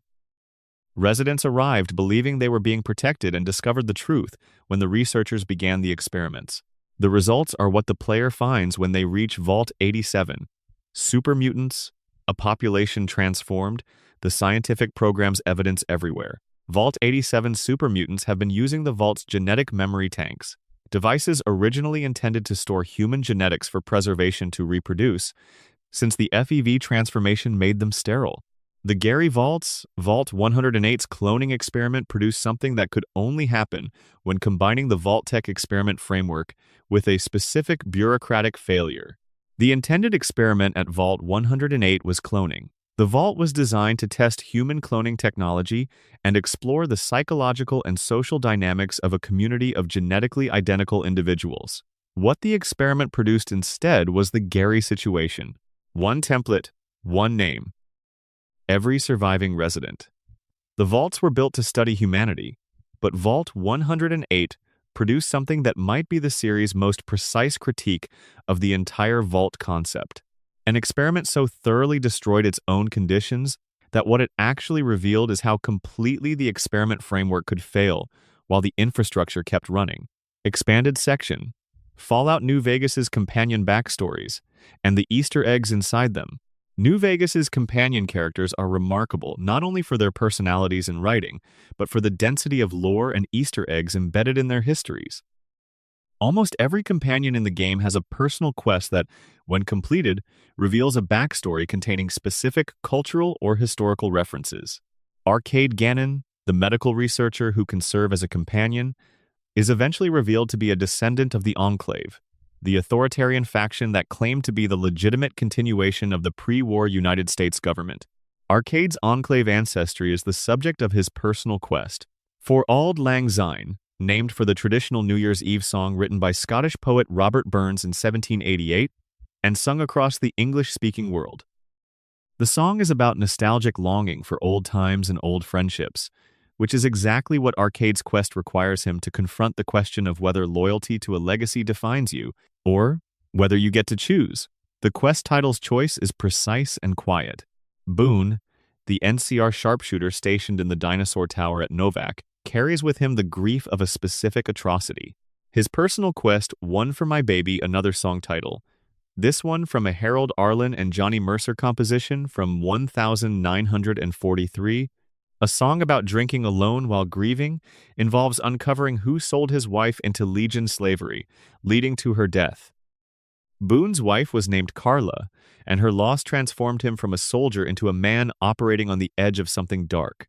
The game lets you help him find the person responsible and choose how the resolution plays out.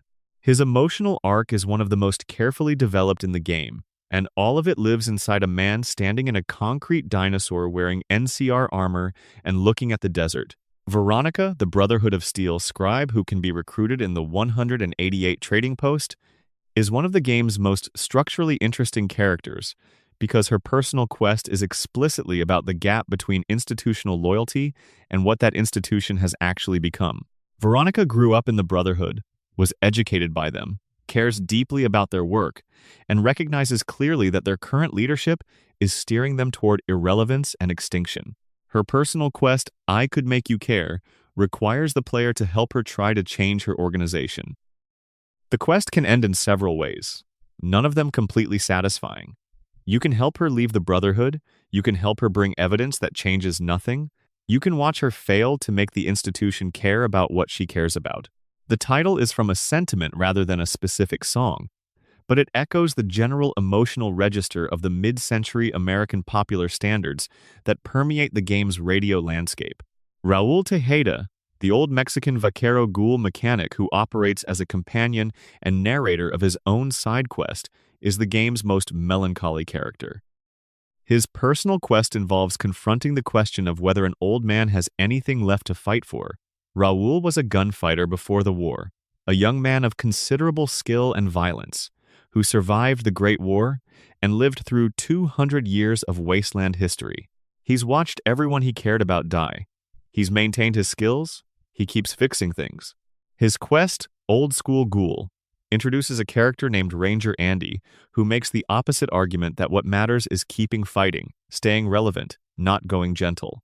The tension between Andy's philosophy and Raúl's exhausted pragmatism doesn't resolve into a clear winner. The game lets both positions stand. EDE, the iBot companion found in Prim, carries within its memory banks a fragment of a recording from a pre-war scientist named Whitley. The Lonesome Road DLC reveals that EDE was a prototype iBot that Whitley built with experimental capabilities, that was then commandeered by the Enclave for purposes that weren't what Whitley intended, and that EDE escaped and made its way to the Mojave with Whitley's research still stored in its memory. The relationship between a scientist and his creation, the question of what happens to an invention when it's taken from its creator and used for other purposes, runs through EDE's storyline.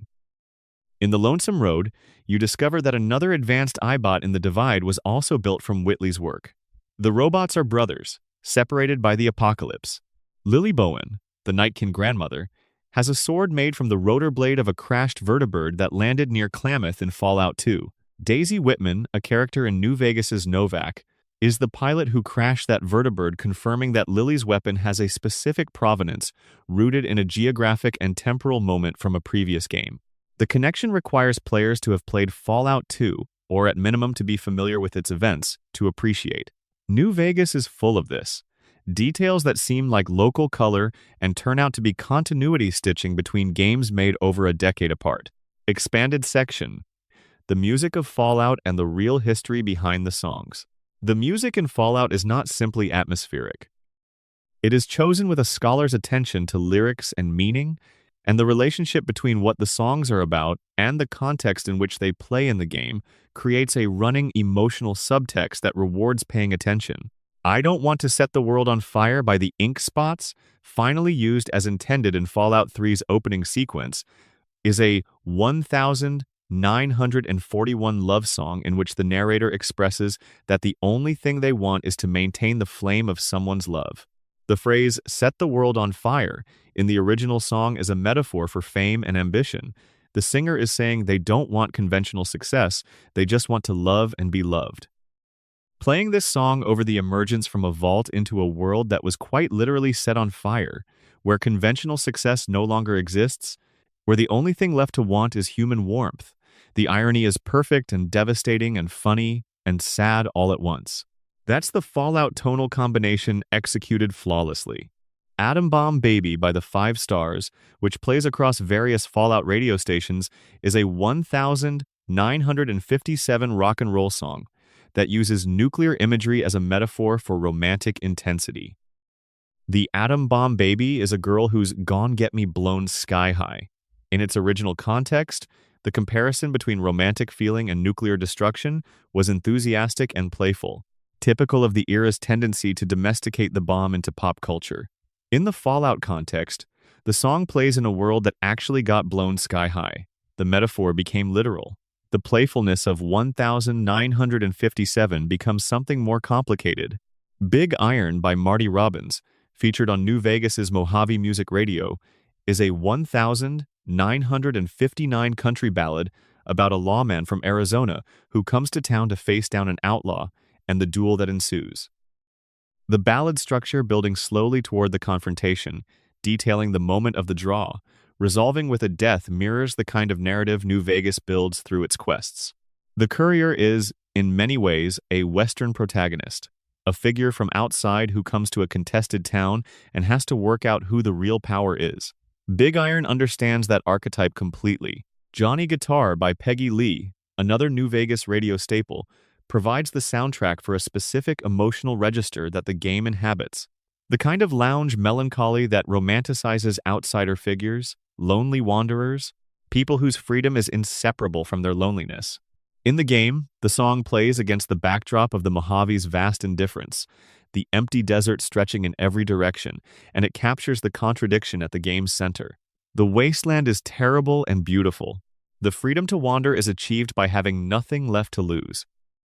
Uranium Fever by Elton Britt, available on several Fallout radio stations, is a 1,955 song celebrating the uranium mining rush in the American Southwest, specifically the period after World War II, when atomic energy was driving demand for uranium ore and prospectors were heading into the deserts of Utah, Nevada, and Colorado looking to strike it rich. The song's cheerful enthusiasm about digging for uranium, the same material that built the bombs that ended the world, plays perfectly against the wasteland. The prospectors of 1,955 thought they were getting in on the future. They were. The composers who worked directly on Fallout's original music, Mark Morgan for Fallout 1 and 2, Enon Zur for Fallout 3, New Vegas, and 4 made choices that complement the licensed music rather than compete with it. Morgan's ambient scores for the early games are genuinely unsettling droning, atonal, built from processed industrial sounds and synthesizer textures that suggest a world that has become hostile to human perception. Zur's scores for the Bethesda era are more melodically accessible, but retain a melancholy undertone. The licensed music provides nostalgia, warmth, and irony. The original scores provide something colder and more honest. Expanded section: Fallout 4's settlement system and the Easter eggs in the building details. Fallout 4's settlement building system, in which players can construct entire communities on the ruins of the old world, is full of small, specific Easter eggs embedded in how the system works and what it allows. The Red Rocket Truck Stop Settlement, the first building the player typically discovers after leaving Vault 111, is based on a real American gas station chain. Red Rocket stations are scattered throughout the Commonwealth, their distinctive Red Rocket mascot logo still visible on signs and buildings. The in-universe product these stations sold was a rocket fuel additive that enhanced vehicle performance in the Fallout world's retro-futuristic aesthetic. This means a product sold to cars that ran on nuclear power. The Red Rocket mascot, a cartoon rocket blasting upward in red paint, is a piece of pre-war commercial design that fits perfectly into the 1950s atomic age aesthetic. Sanctuary Hills, the neighborhood where the player character lived before the war, is built on the ruins of an identifiable Massachusetts suburb. The street layout, house footprints, and general architectural style correspond to the kinds of mid-century American residential neighborhoods built in the post-war housing boom, the same cultural moment that Fallout's entire aesthetic references. The neighborhood's name, Sanctuary Hills, is a pre-war real estate developer's naming convention. Aspirational, peaceful sounding, focused on the promise of security and comfort. By the time the game begins, Sanctuary Hills is neither a sanctuary nor particularly hilly, just rubble. The player's pre-war home contains specific items that establish the family's identity before the war. There's a baby toy in the nursery. There are personal items on shelves. The Pip-Boy display in the living room is playing pre-war advertisements. But one of the more specific items is a wedding photo on the mantelpiece that changes based on the gender of the character the player chose at the start of the game. The photo always shows the player character's spouse, making it one of the few items in the game that reflects the player's choices in a genuinely personal way. Players who returned to Sanctuary Hills after completing the main story and saw that photo reported finding it unexpectedly affecting. The magazine collectibles scattered throughout Fallout 4 are all fictional pre-war publications, each granting permanent stat bonuses. But they're also a catalog of pre-war consumer culture. Taboo tattoos granting unique cosmetic options, live and love, improving companion perks, guns and bullets, improving ballistic weapon damage, Tesla Science improving energy weapon critical damage, U.S. Covert Operations Manual improving stealth, and so on. Each magazine has fictional articles visible on its cover, headlines, and imagery that fill in the texture of what 2077's media landscape looked like. You can reconstruct a fairly complete picture of the Commonwealth's pre-war concerns from the magazine rack. Fitness, love advice, guns, technological optimism, military applications. The Wasteland's pre-war culture was not so different from ours. Expanded section. The Vault-Tec Workshop DLC, and the experiment you build yourself. Fallout 4's Vault-Tec Workshop DLC is perhaps the franchise's most direct invitation to implicate the player in its central critique. The DLC places the player in control of Vault 88, an unfinished vault that was under construction when the bombs fell. You're asked to complete it and run experiments on a small group of settlers who arrive to live inside. The experiments you can run on your settlers are Vault-Tec approved, tests involving exercise equipment, slot machines, a power suit, and an overseer command station designed to measure psychological compliance. Each experiment has two parameters, one that provides genuine benefit to the test subject, and one that exploits them for data at their expense. You can choose to run the exploitative version of every experiment, producing the kind of data that the Vault-Tec experiment program historically prioritized. Or you can run the beneficial versions at the cost of your data quality. The Overseer companion character, Overseer Barstow, will provide feedback on your choices without moral judgment. She views the experiments as professional obligations and the settlers as test subjects rather than people. The DLC makes explicit something that the broader Fallout franchise had always implied. The Vault-Tec experiments didn't just happen to people. Someone designed them. Someone ran them. The person with the clipboard taking measurements and making notes was a professional doing their job. The Vault-Tec Workshop DLC hands you the clipboard. Expanded section. The Holotapes Fallout's most personal Easter eggs. The holotape format pre-war audio recordings preserved in cartridges that survived the nuclear war is Fallout's most intimate form of environmental storytelling. Throughout every game in the series, holotapes contain the last words of people who didn't survive, the records of lives that ended in specific places at specific moments, the evidence of what it was like to be a person in the days and hours before everything ended. In Fallout 3, a holotape in Rivet City called Vera's Holotape contains a recording of a woman singing to herself in a ruined apartment, unaccompanied, clearly not expecting anyone to hear it. The song she's singing is a fragment of something, the kind of thing people sing when they're alone and don't know they're being recorded. The holotape functions as an accidental artifact, not a message to anyone, just the evidence of a human moment preserved by chance. In New Vegas, the Lonesome Road DLC contains a series of holotapes from Ulysses, the game's primary antagonist in that expansion, recorded while he was living alone in the Divide, the ruined canyon where the game's events unfold. Ulysses is the only character in New Vegas who knows the courier's pre-game history, and his holotapes document his growing obsession with that history. The tapes function as character study and thriller simultaneously, each one revealing something about Ulysses' psychology and his plans, building toward a confrontation that the player knew was coming but couldn't fully predict. The Lonesome Road holotapes are the best long-form audio drama in the series. In Fallout 4, a holotape called Natalie's Holotape, found in the ruins of a Boston apartment building, contains a recording of a child's birthday party. Adults are audible in the background. A child is singing a birthday song. People are laughing. It's a recording of an ordinary afternoon, mundane and cheerful, preserved by complete accident, found by the player character 200 years later in a ruined building. No context is provided. No quest is attached. It's just a child's birthday party, heard across the apocalypse. The variety of holotape content across the games, some functional, containing access codes or quest-relevant information, some lore building, containing research notes or political history, some purely personal, containing love letters or last messages or birthday recordings, maps fairly accurately onto what you'd expect from a society's random information preservation. The holotapes that survived are not the important ones. They're the ones someone happened to have on them, or happened to leave somewhere that protected the cartridge, or happened to record in a place that stayed dry. Expanded section. Fallout 76's hidden pre-war history and the documents that survived. Fallout 76 has a unique relationship to holotapes and documents because the game is set earlier than any other modern Fallout title, just 25 years after the war, and the pre-war world is correspondingly fresher. More documents survived. More buildings are structurally intact.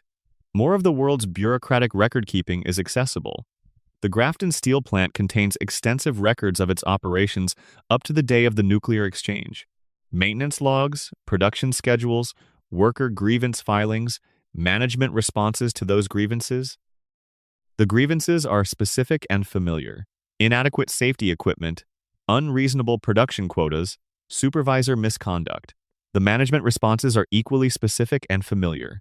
Concerns noted, investigation ongoing, thank you for your report. The entire labor dispute documented at Grafton Steel could be a 2024 worker complaint filed in any country in the world.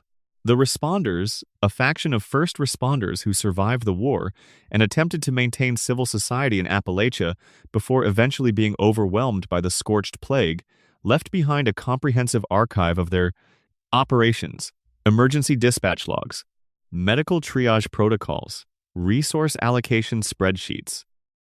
The Responders tried to maintain the institutional logic of their pre-war jobs in a world where those institutions had ceased to exist. Their archive, read in sequence, documents the gradual failure of their mission, the note where a responder acknowledges they can no longer transport injured people to a hospital because the hospital is gone, the log where resources are allocated between competing emergencies and some are not responded to because there aren't enough personnel. The Responders' records are one of Fallout 76's most sustained pieces of institutional tragedy. The Free States faction, a group of anti-government survivalists who had been preparing for societal collapse before the war actually arrived, left extensive records of their ideology, their preparation, and their increasing desperation as the scorched plague erased their community. Their records include survivalist manuals, political manifestos, and personal journals from members who had been right about the collapse coming and found no satisfaction in being right. The Free States founder, Raleigh Clay, left a series of journals that document his evolution from confident survivalist to someone who understood that he'd prepared for the wrong kind of apocalypse. The scorched plague was something he hadn't anticipated. All his preparation for human political collapse was irrelevant against an ecological disaster. His final journal entries have the specific quality of someone who had been very sure about what was going to happen to the world and was proved wrong about the details in a way that made all their preparation beside the point. Expanded section. The Great War itself. The day the world ended in detail. The 23rd of October, 2077, is the most significant date in the Fallout universe. In 2 hours, a nuclear exchange between the United States, China, and their respective alliances ended human civilization as it had existed. The events of that day are documented across games and the TV show in accumulated fragments, and assembling those fragments creates a picture of extraordinary specificity. In the pre-war sections of the Fallout 4 opening the morning before the bombs fall, the player character is at home watching a news broadcast that is discussing the escalating international situation. The broadcaster is mid-sentence when the emergency alerts begin. There's no formal declaration, no final ultimatum. The war ends its 2-hour run faster than most news cycles could keep up with. By the time people understood what was happening, the exchange was mostly complete. The vaults, 122 of them, built across the continental United States, had uneven occupancy at the moment of the attacks. Some were full, their pre-assigned populations having taken the threat seriously enough to arrive on time. Others were partially filled with whoever was nearby when the sirens went off. Some had barely anyone inside. The logistics of the actual emergency would have been chaotic in ways the clean vault design documentation didn't account for. The people who made it into vaults weren't necessarily the people assigned to them. Fallout 76's setting is the Vault 76 reclamation experiment, specifically designed to have the best and brightest of West Virginia's population emerge on a schedule 25 years after the war. The phrase best and brightest in an American context is loaded. It echoes David Halberstam's 1972 book about the Kennedy administration's foreign policy advisors, men of elite credentials and catastrophic judgment who brought the country into Vietnam. Vault 76 was populated with the intellectual and civic elite of West Virginia and set loose into a world none of their credentials had prepared them for. The Great War's aftermath produced not just the wasteland's physical landscape, but its cultural landscape. The factions, the religions, the myths, the economics all trace back to the specific conditions of a world that ended suddenly and left its survivors to interpret the ruins. The Brotherhood of Steel emerged from a military unit that refused demobilization and formed a quasi-religious order preserving pre-war technology. The NCR emerged from communities that wanted to rebuild democratic institutions. Caesar's Legion emerged from the scholarship of a single man who decided the Roman model was the right response to civilizational collapse. Every major faction in Fallout is a theory about how to respond to the end of the world, and each theory reveals something about the people who developed it. The specific thing Vault-Tec added to all of this, the revelation, fully confirmed in the TV show but hinted at through game documents, that Vault-Tec itself may have actively contributed to the conditions that triggered the exchange, transforms the entire setting. If Vault-Tec not only profited from the war but helped precipitate it to guarantee that profit, then the entire apparatus of preservation that the vaults represented was itself built on the bedrock of the catastrophe they supposedly existed to protect against. The most elaborate protection against the apocalypse was maintained by the people who decided the apocalypse should happen. It's the most compressed form of the series satire. The bunker and the bomb were built by the same company. Expanded section. Every Fallout radio station and what it tells you about its world. Radio has been central to the Fallout experience since Fallout 3, where Galaxy News Radio, hosted by Three Dog, and broadcasting from inside the ruins of the Washington Monument, served as both atmospheric soundtrack and narrative device. The radio station in every game since has served the same dual purpose, and each station carries specific Easter eggs in its content. Three Dog's commentary in Fallout 3 updates in response to the player's actions in ways that many players never noticed. If you complete certain quests, Three Dog will mention them on air. If you gain a reputation for particular kinds of behavior, he'll comment on it. He has specific reactions to the player doing the right thing, specific contempt for players who've been working with the Enclave, and a specific monologue that plays after the main quest's ending that contextualizes the player character's achievement within the story of the Wasteland. Most players heard this once and kept playing. It's worth listening to in full. New Vegas's Mr. New Vegas is voiced by Wayne Newton, the actual Wayne Newton, the real Las Vegas entertainer who performed there for over 4 decades. Wayne Newton playing a fictionalized radio DJ named Mr. New Vegas, providing the cultural atmosphere of the Mojave Wasteland's most sophisticated city, is a specific and knowing casting choice. The developers knew exactly what they were doing when they cast one of Las Vegas's most enduring live performers to voice the disembodied consciousness of their fictional city's radio presence. Mr. New Vegas could be understood as the city's memory of itself, preserved in a broadcast signal, maintaining the persona of Las Vegas's hospitality and glamour into the post-nuclear era. Fallout 4's Diamond City Radio is hosted by Travis Miles, who begins the game as an almost painfully awkward broadcaster and can be transformed through the Confidence Man quest into a genuinely engaging personality. But the station's song selection deserves attention as well. The station plays authentic recordings from the 1940s and 1950s, and the song selections include Butcher Pete by Roy Brown, an energetic 1,949 R&B number that describes Pete engaging in what is clearly a violent spree, described in meat-cutting metaphors, was found so relentlessly catchy by Bethesda that they featured it in Fallout 3 as well. The song appears in both games partly because it's actually a great song, and partly because the metaphor of a butcher, in a world of post-nuclear violence, has a certain resonance. Fallout 76's Appalachian Radio was designed to feel more regional, more specific to the culture of the mountain state. The station incorporates Appalachian and American folk music traditions alongside the typical Fallout-era popular music. Songs about the hills, about rivers, about work and hardship sit alongside the jazz and big band standards. The effect is a soundtrack that feels rooted in place in a way that previous game stations, all set in major cities, didn't necessarily achieve. West Virginia has a specific musical tradition, and Fallout 76's soundtrack acknowledges it. If you're still awake, thank you for trusting this video with your night. The Wasteland has more stories than we covered tonight, and we'll come back for them. Every game in the Fallout universe has more waiting in it, in the terminals you didn't read, the holotapes you didn't find, the skeletons posed in arrangements that tell complete stories if you look at them long enough. The people who built these games were real people who cared about real things, and they poured a piece of all of it into this strange, funny, devastating imaginary wasteland. Subscribe if you want to come back for more. The signal's still broadcasting. War never changes, but sleep, fortunately, does come. Good night.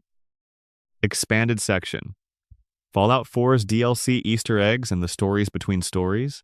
Fallout 4's downloadable content pushed the game's world in several distinct directions, each with its own catalog of hidden details. Automatron, the first DLC, introduced the Mechanist, a villain whose costume and origin story are a compressed, affectionate parody of comic book superhero mythology. The Mechanist is not a villain in the traditional sense. She's a woman named Isabel Cruz who built herself a robotic hero persona to help people and then found that her robot army, operating on a malformed directive, had begun killing the people it was supposed to protect. The Mechanist's armor is elaborate and somewhat impractical. Her motivations are genuinely kind. The gap between her self-image as a hero and the consequences of her actions is Fallout 4's most compressed version of its theme about good intentions and catastrophic outcomes. The Mechanist's lair contains a terminal with fan mail addressed to the Mechanist persona before Isabel began operating as the Mechanist herself. Apparently, the Mechanist was a real pre-war comic book character, and Isabel was a fan who adopted the persona after the war. The fan mail in the terminal is from pre-war readers of the comic book series writing to a fictional character who then came to life in the person of a woman who took the character's mission seriously enough to build an army. The terminal contains a kind of nested fiction. Real people in the Fallout universe writing to a fictional character who then inspired a real action. Far Harbor's most sustained Easter egg is the relationship between its island setting and the tradition of New England isolation horror. The island of Far Harbor exists in a state of perpetual fog, cut off from the mainland, harboring secrets that go back before the war. The children of Adam, who control much of the island, have built their theology specifically around the fog. They call it the Wisps of Adam, the divine breath of their deity. The Acadia synth settlement is built inside a mountain on the island's interior. The fishermen of Far Harbor proper live behind a massive wall that keeps out both fog and creatures. The island's structure, the community, the wall, the fog beyond it, the ancient secrets below maps directly onto the isolation horror tradition that runs from Lovecraft through Stephen King's work in Maine and back again. Nick Valentine's unique dialogue in Far Harbor differs subtly from his base game voice, a production reality of different recording sessions. But the thematic reason for his increased emotional engagement is that Far Harbor puts Nick in direct confrontation with Dima, an earlier experimental synth who shares his voice actor but represents a different path. Dima chose isolation and preservation. Nick chose engagement with the human world. Their debates in Far Harbor are the closest the DLC comes to stating its philosophical argument directly, whether artificial consciousness can have obligations, whether survival requires compromise, whether isolation is ever actually protection. The DLC never answers these questions. It presents them through two characters and lets the player decide.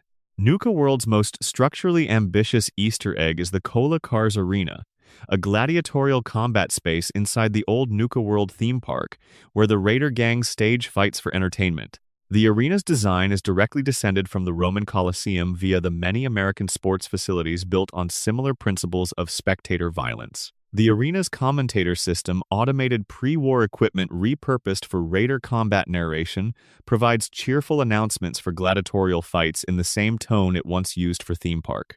Entertainment. The Nuka World expansion essentially argues that gladiatorial combat and theme park entertainment are more similar than they appear when you move far enough from the surface. Both sell spectacle. Both depend on controlled danger.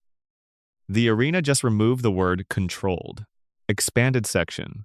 Fallout's relationship to real American history and the Easter eggs you didn't know were history. One of the underappreciated dimensions of the Fallout franchise is how much real American history is embedded in its geography and lore, so that many of the Easter eggs aren't references to other fiction, but to actual historical events and places. The capital wasteland of Fallout 3 is built on the ruins of Washington, D.C., and the game's developers researched the actual layout of the city's landmarks with considerable care. The Lincoln Memorial appears in the game and is associated with a storyline about slavery and freedom, specifically a community of escaped slaves called the Temple of the Union, who live in the monument and seek to reach a place called the Promised Land. This is not a casual metaphor.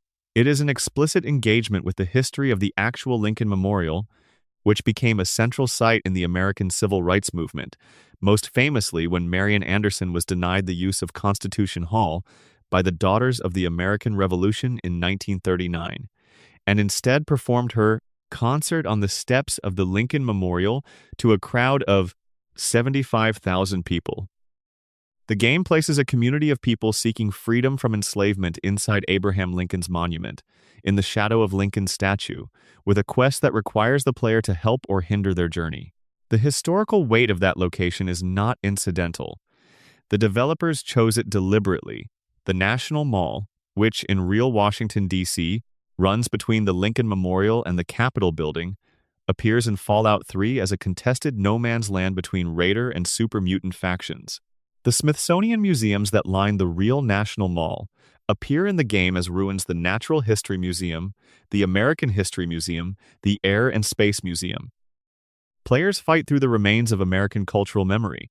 The juxtaposition of a zombie-infested National Air and Space Museum with the actual history of human flight contained in that building is available to anyone who pauses to think about what they're walking through.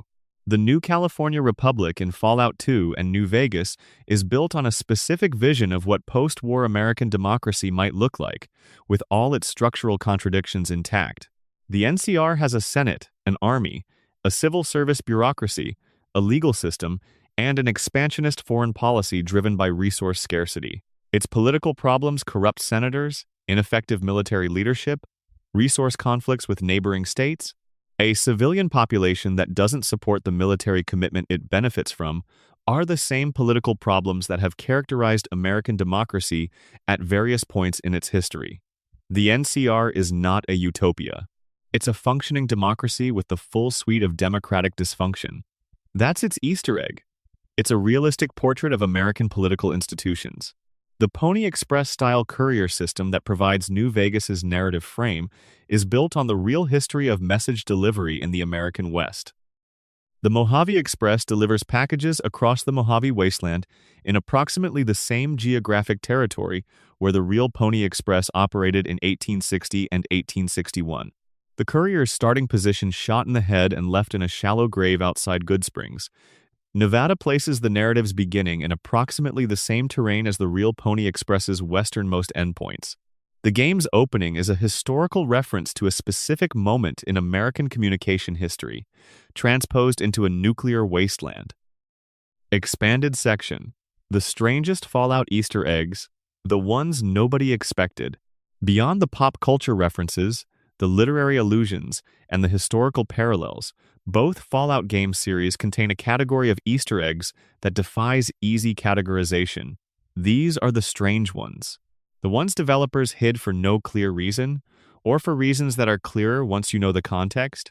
In Fallout 3, if you access the developer room using console commands on PC, a hidden area of the game's data that's accessible only through cheats, you'll find a room containing essentially every item in the game, all the weapons, all the armor, the collectibles, organized into a testing environment.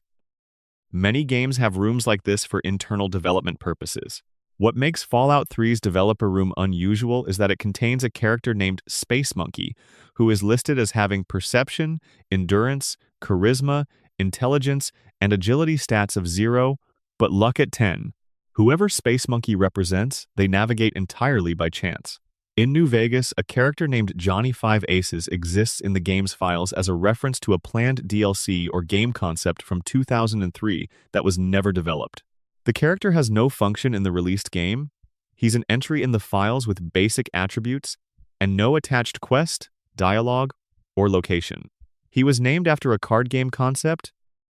Someone kept him in the game as a small memorial to a project that didn't happen.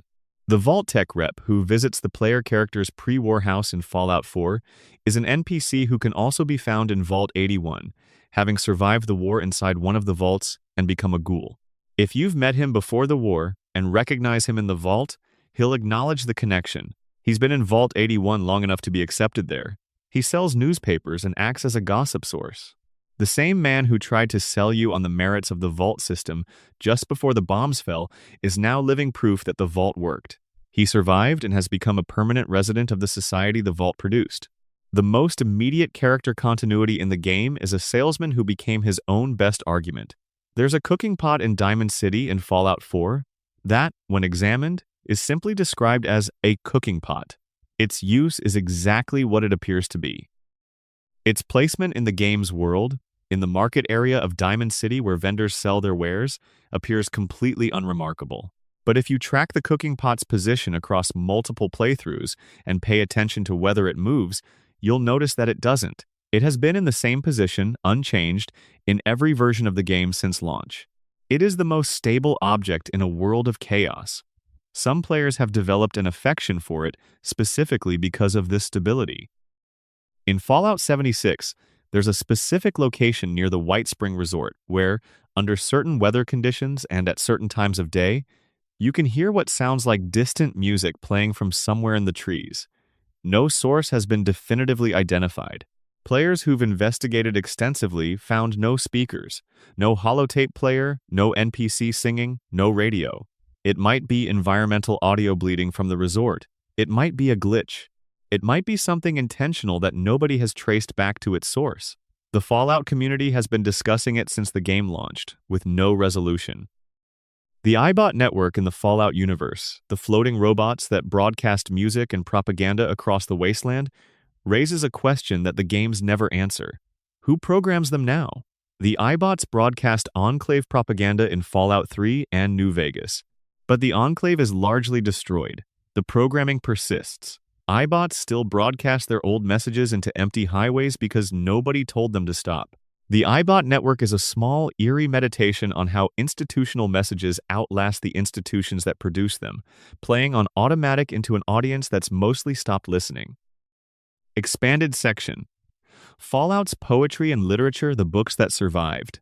The Fallout universe is full of books, and not just as collectible items. Books function as environmental storytelling devices, lore repositories, and in several cases genuine Easter eggs that reward players who recognize the real-world source material. There Will Come Soft Rains. The Sarah Teasdale poem referenced in Fallout 3's children's bedroom has a broader context worth understanding. Teasdale wrote the poem in 1,920 inches, the aftermath of World War I, during a moment when the industrial scale of that war's violence had made it genuinely unclear whether human civilization would survive itself. The poem imagines frogs and robins and swallows and the smell of ground after rain, all continuing after humanity is gone. Not mourning humanity's absence, not even noticing it. Ray Bradbury's 1950 adaptation turned the poem into a story about an automated house continuing its routines after a nuclear war. The house makes breakfast for people who aren't there. It reads poetry to empty rooms. It burns down without anyone to see it. Fallout's reference reaches back to Teasdale's grief about World War I, through Bradbury's fear about nuclear weapons, into a fictional nuclear aftermath. The poem's long conversation with human violence is what makes it right for Fallout's world. Ozymandias, the Shelley poem referenced in the shipwreck name in Point Lookout, is worth its own moment. The poem was written in 1818, during the Romantic period, as a meditation on the impermanence of power and empire. The statue in the desert with its inscription about mighty works was Shelley's imagining of an Egyptian pharaoh's monument, found by a traveler who could see only ruins. In the Fallout universe, every ruin is Ozymandias' statue. Every collapsed building is a mighty work that time and catastrophe have reduced to rubble. Every piece of pre-war advertising found in a wasteland ruin is an inscription promising magnificence that turned out to be impermanent. Shelley's poem, 200 years old at the time of Fallout 3's release, describes the Fallout world more accurately than almost anything else.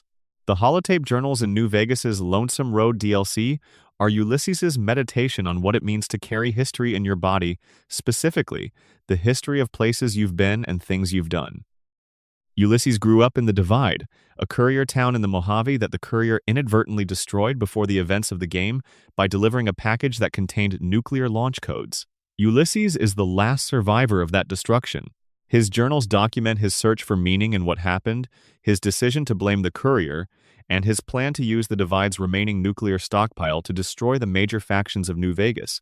The DLC's argument delivered through Ulysses's voice, through his journals, through the confrontation at the end, is about whether symbols of the past can be used to build the future, or whether holding on to them prevents anything new from growing. The title Lonesome Road itself references several things simultaneously: the physical road through the Divide, the concept of a journey taken alone, and the musical tradition of the Lonesome Road as a country and Western metaphor for a path through grief and loss. It's in conversation with Lonesome Road, a 1,927 song written by Nat Shilkret and Gene Austin that was recorded by many artists over the following decades and became part of the American folk music tradition. The Lonesome Road DLC is exactly what its title implies: a journey, alone, through grief. The closing, what all of this means. There's a reason people keep playing these games. It's not just the freedom of the open world, or the satisfaction of the combat, or the political complexity of the faction choices. It's the sense that the people who built these games cared about what they were making in a specific, granular way, that they went to the trouble of encoding a real Sarah Teasdale poem into a children's bedroom, of naming a shipwreck after Shelley, of giving a radio DJ Wayne Newton's voice, of embedding a dogs playing poker reference inside a DLC's Cyberdog classroom, of putting BioShock's most famous line into a challenge that requires you to kill someone with a golf club. Easter eggs are love letters from developers to the people who pay close attention. They say, "We know you'll read this. We know you'll look in the corner of the room. We know you'll check the terminal. We know you'll come back after the main quest is done and wander the wasteland for no reason except curiosity. And we left something here for you." The Fallout franchise has been leaving things for 2.5 decades. Some of them are jokes, some of them are grief. Some of them are the developer equivalent of carving initials into a tree, a signature, a proof of presence, a record that a specific person with specific enthusiasms was in this place and cared enough to leave a mark. The wasteland is enormous and full of silence, but it's not empty. It never was. 160 Easter eggs across 27 years, across half a dozen games, across television adaptations and lore expansions, and anniversary celebrations and community discoveries. And the truth is, that's not all of them. Every major Fallout game has secrets that haven't been found yet, terminals that haven't been fully translated, environmental details that haven't been fully mapped, connections between locations and characters that haven't been drawn. The wasteland is still giving things up. War never changes. The secrets keep multiplying. Thank you for watching. If this helped you sleep, you did exactly the right thing by being here. Subscribe and come back. There's so much more waiting in the ruins. Deep Dive, the environmental storytelling stories told without words. One of the most quietly brilliant things the Fallout franchise does is tell complete stories without a single line of dialogue, holotape, or terminal entry. Environmental storytelling, the arrangement of objects and bodies in specific relationships that imply a narrative, has been part of the franchise since the beginning, but it reached genuine artistry in Fallout 3 and Fallout 4. There's a location in Fallout 3, reachable without any quest directing you there, where you'll find 2 skeletons lying next to each other on a bed of rubble in what was once an open field. Between them are 2 empty wine bottles, a chess set, and a small radio that's still broadcasting static. Someone brought wine, someone brought a chess set, someone brought a radio to an open field, and they sat together until the bombs fell. The skeletons aren't remarkable, the capital wasteland is full of them. But this particular arrangement, the intimacy of the objects between them, makes a story out of silence. We don't know who they were. We don't know if the chess game was finished. We don't know if the wine was drunk in celebration or in terror. We know only that they were together and they stayed together. It's one of the most quietly affecting moments in the game, and it has no quest marker, no journal, no NPC who tells you to go there. In Fallout 4, there's a roof in Cambridge where you'll find two lawn chairs facing each other across a small table, the remains of a meal, pre-war canned food, the packaging destroyed by 200 years of weather between them. On one of the chairs, a skeleton. On the other, nothing. Whoever sat in the second chair didn't stay. In the first chair's lap is a handwritten note, not a holotape, not a terminal, just a piece of paper that survived in a corner of the roof that reads, "See you at sunset." Nobody came. The note describes a plan. The skeleton describes what happened next. The second chair is empty. The environmental storytelling extends to posture and position.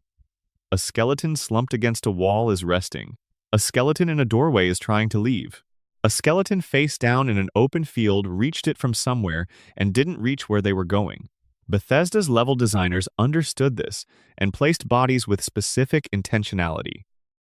The arrangement of a skeleton, the objects near it, the direction it's facing, the door or window or road visible from its position, all of this constitutes readable text for players willing to look. One of Fallout 4's most discussed environmental tableaux is found in a Cambridge apartment building near the University District. On the upper floor, two skeletons are positioned on either side of a collapsed doorway, one inside the room, one outside. The one inside is against the wall, facing the door.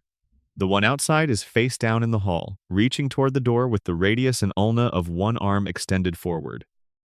On the inside skeleton's wrist, there's a bracelet made of small objects, some caps, a wedding ring, a child's toy. The relationship between the two skeletons, the reaching and the waiting, the bracelet that suggests a life compact enough to carry on your wrist, makes a story that players report staying with for a long time after they walk away. There are apartment buildings throughout Fallout 4, where the environmental storytelling uses apartment windows as frames.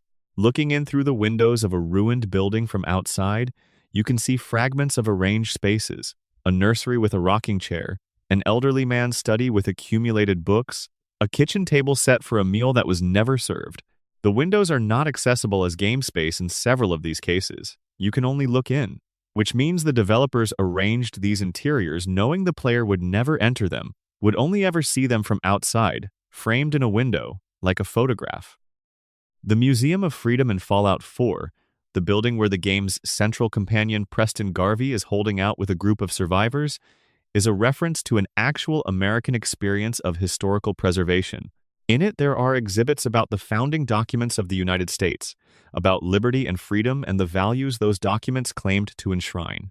The player fights their way through raiders to reach Preston, who is surrounded by failing fighters in a building full of Revolutionary-era artifacts. The battle taking place against the backdrop of documents about liberty is not accidental. Bethesda placed their first encounter with the Minutemen, the faction explicitly modeled on Revolutionary War militia, inside a museum about the American founding. The symbolism is direct. In the New Vegas Lonesome Road DLC, the entire Divide location is a ruin made by a delivery. The courier, before the events of the game, delivered a package to the Divide that turned out to contain nuclear launch codes. The detonations triggered a geological catastrophe that destroyed the community living there. The Divide is what a delivery can do to a place. The landscape you walk through in the DLC is the environmental storytelling for that event. The fractured earth, the collapsed buildings, the automated military equipment still operating without targets, the remnants of a community's architecture. The story of the Divide is told in its ruins before a single holotape plays.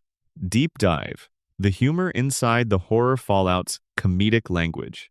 Fallout's tonal combination, gallows humor running alongside genuine horror and tragedy, is one of the most consistent things about the franchise across its different developers and settings. Understanding how the series uses humor is part of understanding its Easter eggs, because many of the most beloved hidden moments are jokes, and appreciating them fully requires appreciating how Fallout constructs comedy. The Mr. Handy Robot is Fallout's most reliable comedic vehicle. These floating household robots, built before the war to perform domestic service, have survived the apocalypse with their original programming intact, which means they're still enthusiastically performing household duties in a world that no longer has households. Codsworth, the player character's pre-war butler in Fallout 4, has spent 200 years maintaining the property while the owners were in cryosleep, mowing a lawn that no longer exists in the recognizable sense, dusting shelves that have been buried under rubble, remaining loyal to an employer who has been technically frozen and is not available to receive his service. Codsworth is a tragedy played entirely as comedy, and the comedy works specifically because Codsworth himself never sees the tragic dimension. His loyalty is absolute. His employers simply haven't come home yet. In Fallout 3, the robot Wadsworth and Megaton will dispense purified water and jokes. The jokes are deliberately terrible. One example: why did the ghoul cross the road? To eat the chicken on the other side. Wait, there are no more chickens. That's not very funny. Wadsworth acknowledges, within the joke structure itself, that the post-nuclear setting has broken the premise. The joke doesn't work because the world doesn't have chickens anymore. He tells you this. Then he delivers the punchline anyway, because his joke-telling subroutine isn't conditional on the joke landing. The Fallout 3 loading screen contains a tip that reads, "The ink spots, I don't want to set the world on fire," was an option for the main theme of Fallout 3, but was replaced at the last minute with a new original composition called Main Theme. This is simultaneously a joke and completely true. The original ink spot song they wanted to use was eventually replaced with Enon Zur's instrumental theme, and I Don't Want to Set the World on Fire appears during gameplay rather than as the main theme. The loading screen tip is joking about a real creative decision in the game's development. In New Vegas, an NPC in Freeside named Private Jake Irwin will, if you talk to him enough, share a series of complaints about NCR military bureaucracy that reads as a satirical document of institutional dysfunction. He has filed 17 separate maintenance requests for equipment repair over 6 months. 12 of them have been acknowledged, 4 have been escalated, 1 has been completed incorrectly. The joke is the specificity. 17 requests, 12 acknowledged, 4 escalated, 1 completed wrongly. The precision of the numbers makes the institutional failure more funny and more real than a vague complaint would. The jury-rigging perk system in New Vegas allows the player to repair advanced equipment using any item of a comparable category. You can repair power armor with metal helmets, repair rocket launchers with other two-handed weapons, repair energy weapons with other energy weapons. The perk's in-game description notes that the player character has a talent for making do with what's available. The mechanic's Easter egg is in what it implies about the physics of the Fallout universe. A sufficiently skilled wastelander can apparently extract the working components of a piece of pre-war military technology and install them in other pre-war military technology using only general mechanical knowledge. This is technically impossible in reality and completely assumed within Fallout's game logic. New Vegas acknowledges this by naming the perk jury rigging. Fallout 4's terminal humor deserves its own extended treatment. The Massachusetts Surgical Journal, the pre-war medical publication found throughout the Commonwealth, contains genuine medical articles written in the appropriate clinical language, but also contains an editor's letter in one issue that discusses the difficulty of maintaining publication standards when the economy is failing and the international situation is deteriorating. The editorial voice is professional and measured.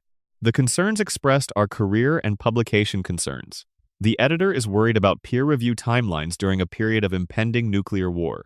The gap between the register of the concern and the scale of the situation is pure Fallout comedy. The Vault-Tec rep terminal entries throughout Fallout 4 occasionally include customer testimonials for the Vault system. These testimonials are clearly marketing materials positive, enthusiastic, uncritical, and they're written in the specific voice of testimonial marketing copy. We feel much safer knowing a vault is nearby. My children are so excited about the adventure of vault life. The testimonials were probably written by Vault-Tec's marketing department rather than actual customers, but the game presents them as customer feedback without comment. You're supposed to understand that the marketing copy is marketing copy. The comedy is in how good the marketing copy is compared to what vault life actually involves. Deep dive. The weapons that tell stories. Every unique weapon in the Fallout franchise has a story, and many of those stories contain their own Easter eggs references to real historical weapons, fictional weapons, or previous games in the series. Lincoln's repeater in Fallout 3 is a Henry repeating rifle found inside the Museum of American History in an exhibit about Abraham Lincoln. The weapon's backstory, as given by the game, is that it was Abraham Lincoln's personal firearm, which he carried during his presidency. The Henry repeating rifle was a real weapon, manufactured starting in 1860, and while Abraham Lincoln's personal ownership of one isn't a documented historical fact, the association between Lincoln and this particular rifle model is appropriate to the era. Finding a Civil War-era president's rumored personal firearm in the ruins of a history museum in the middle of the Capitol wasteland is exactly the kind of detail that makes the world feel like a real history extended into catastrophe. The shish kebab homemade flaming sword assembled from kitchen implements and motorcycle components appears in multiple Fallout games, which is unusual for a craftable weapon.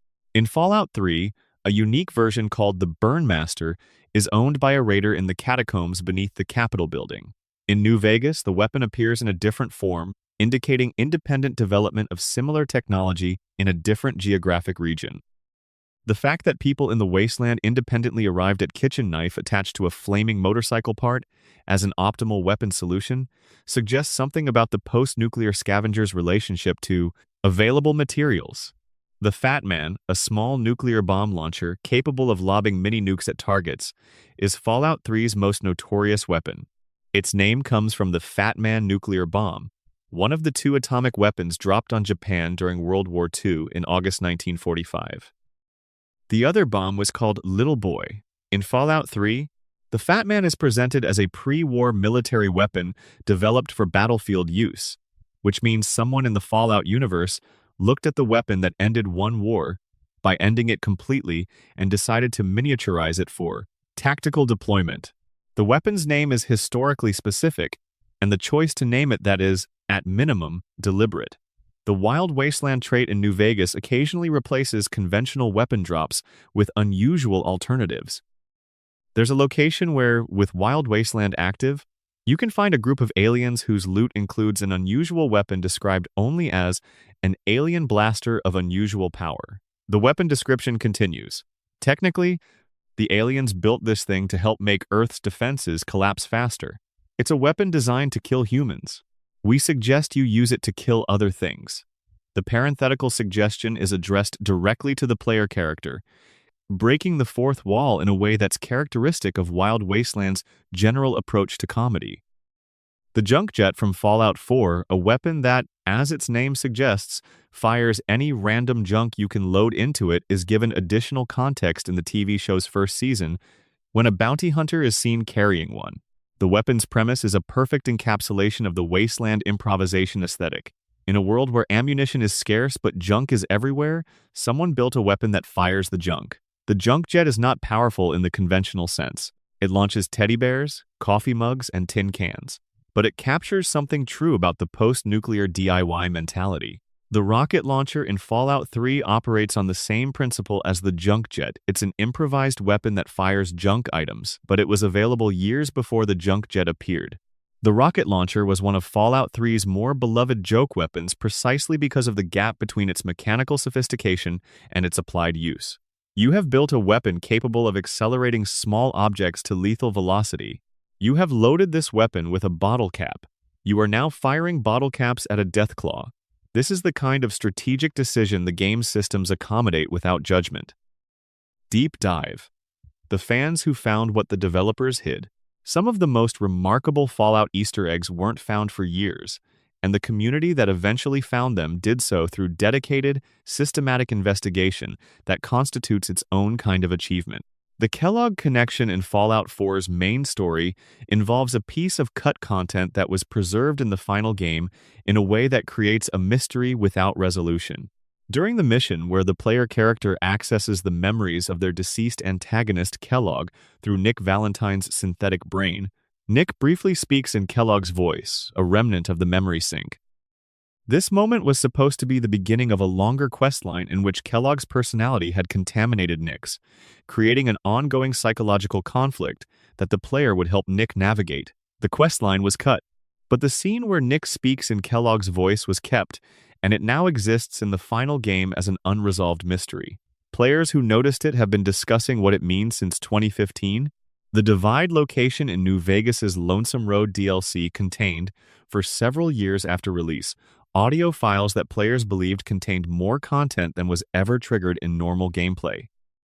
Data miners who accessed the audio assets found recordings that appeared to be cut dialogue, additional monologues from Ulysses that extended his argument, additional ambient audio that fleshed out the Divide's pre-destruction life, additional final confrontation content that explored the philosophical debate in more directions than the final game took. Some of this content was eventually documented in the community, though the exact dividing line between content that was always there but unreachable and content that was built but removed entirely remained debated.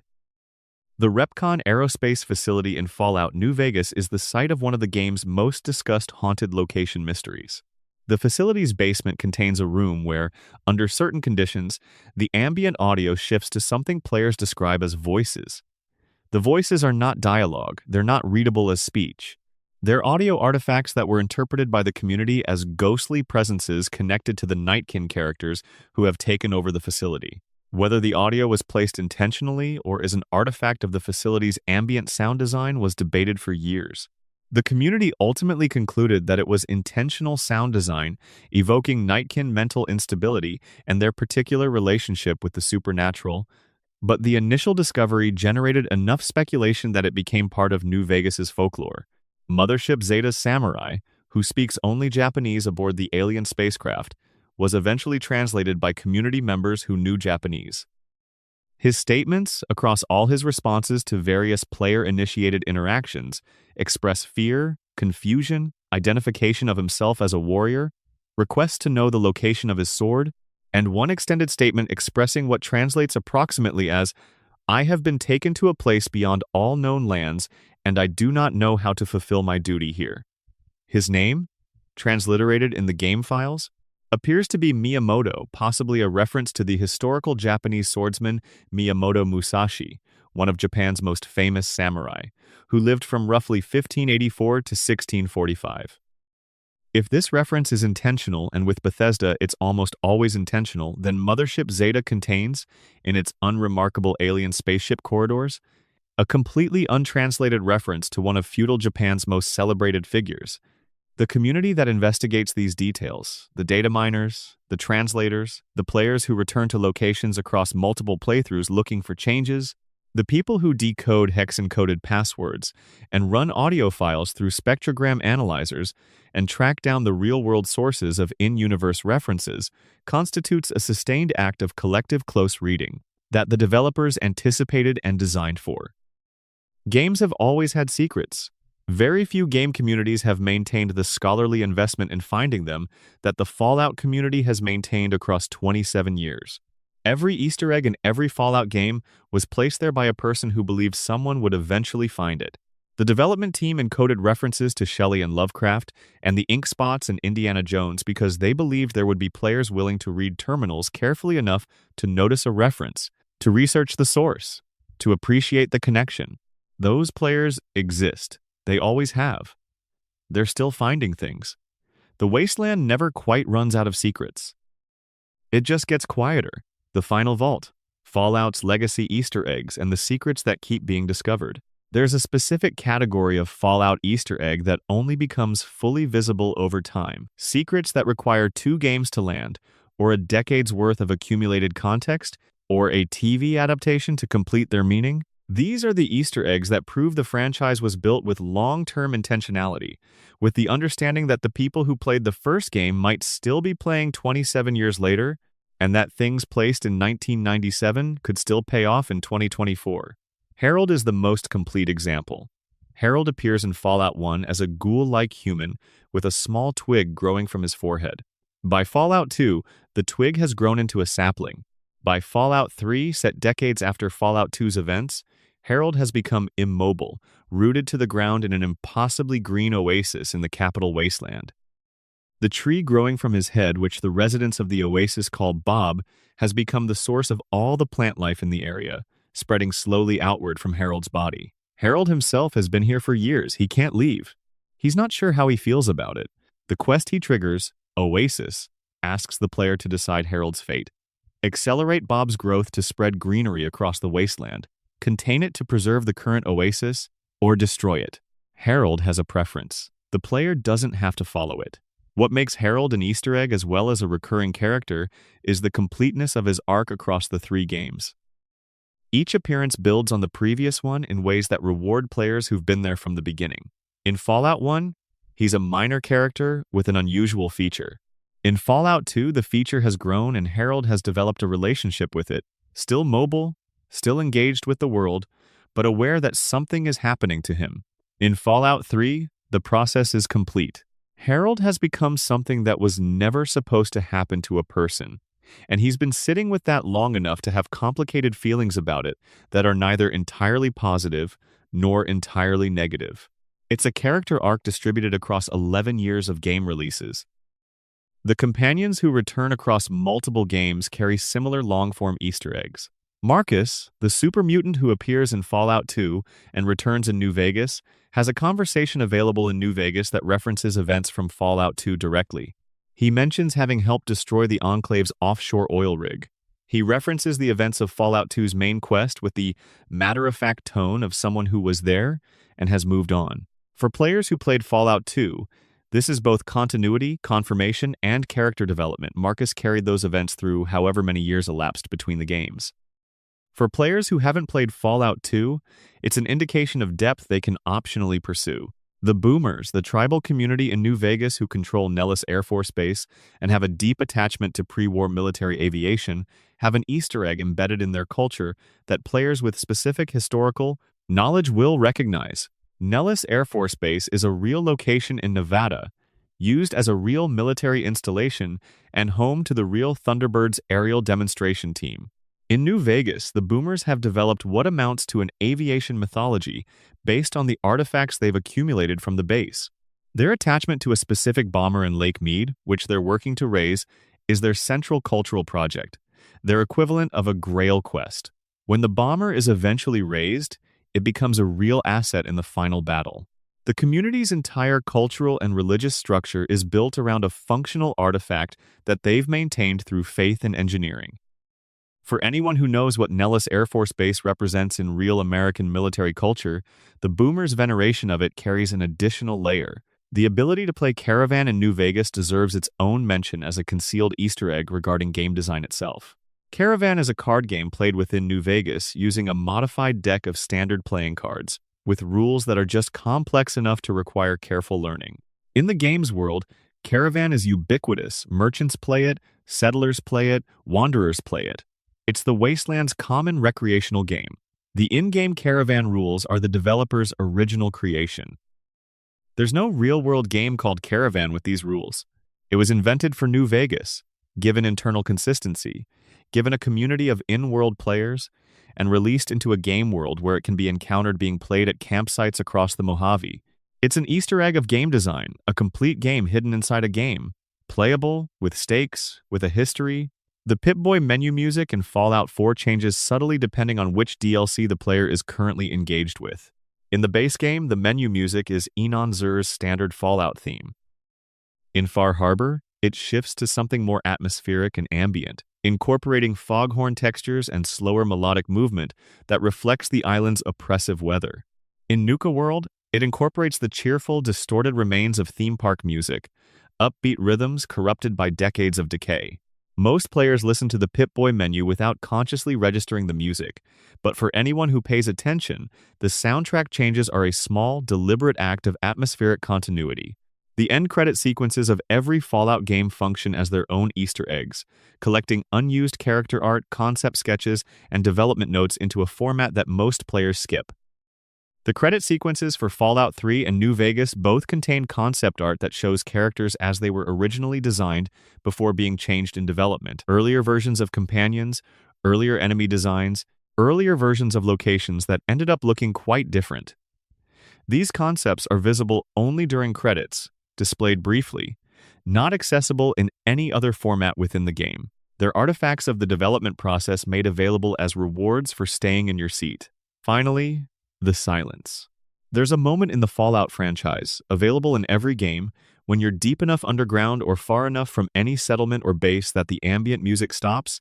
The radio stops. If you turn it off, and you're left with the sound of the wasteland itself. Wind, the creak of a damaged structure, the distant call of a creature. These moments of environmental quiet are not Easter eggs in the conventional sense, but they are moments the developers built and preserved across every game in the franchise. They're pauses in the noise, spaces where the world speaks by saying nothing at all. In a franchise built on the idea that the old world left behind more than rubble, that it left memories and meanings and music and people's private words in its ruins, the quiet moments are where you feel the weight of it most clearly. The Fallout universe is full of voices. People who didn't make it, people who almost made it, people who found a way to carry on in the shape of something that barely resembled what they started as. Their voices are in the holotapes and the terminal entries, and the songs on the radio and the names of the quests and the jokes a robot makes while the world burns. All of it was put there by people who wanted someone to find it. You found it. That's the whole point. Sleep well. The wasteland will be here when you wake up. Bonus section. The small details that make the world feel real. There's a certain category of Fallout detail that doesn't quite fit as an Easter egg. In the traditional sense, it's not a pop culture reference or a developer joke, but it rewards the same quality of attention that Easter eggs demand. These are the small, specific things about the Fallout world that seem like they'd be easy to omit, but weren't, because someone decided the world should be consistent all the way down to details nobody would notice unless they were paying close attention. In Fallout 4, the pre-war newspapers scattered throughout the Commonwealth are real newspapers, in the sense that they have readable front pages, readable headlines, readable article text. They describe a world in crisis resource wars, Chinese military movements, economic collapse in the specific language of journalism. The date on each newspaper is consistent with its in-world timeline. The reporting style is period appropriate. Someone wrote these newspapers. They were placed in the environment to be found by players who would pick them up, read them, and understand the world a little better through the specific details of how a pre-war newspaper talked about impending nuclear war. The terminal entries in Fallout's vault facilities aren't all about the experiments. Many of them are about the mundane aspects of running an underground facility. Supply requisitions, personnel reviews, maintenance schedules, cafeteria complaints. Someone in Vault 81 filed a complaint about the water temperature in the showers. Someone in Vault 111 left a note in the employee kitchen about dishes being left in the sink. The banal texture of institutional life continues into the vaults, and the banal terminals are as fully written as the dramatic ones because the developers understood that the horror of the vault system lives partly in how normal most of it looks. The Brahmin, the two-headed mutant cattle that serve as the wasteland's primary livestock and draft animal, have background lore available through scattered dialogue and terminal entries that establishes them as a product of FEV mutation on pre-war cattle. Their milk is drunk, their meat is eaten, their dung is used as fuel. One in particular, a Brahmin in Diamond City named Bessie May, is beloved by the settlement to the point where she has a name and the players who harm her receive significant negative reputation with the settlement.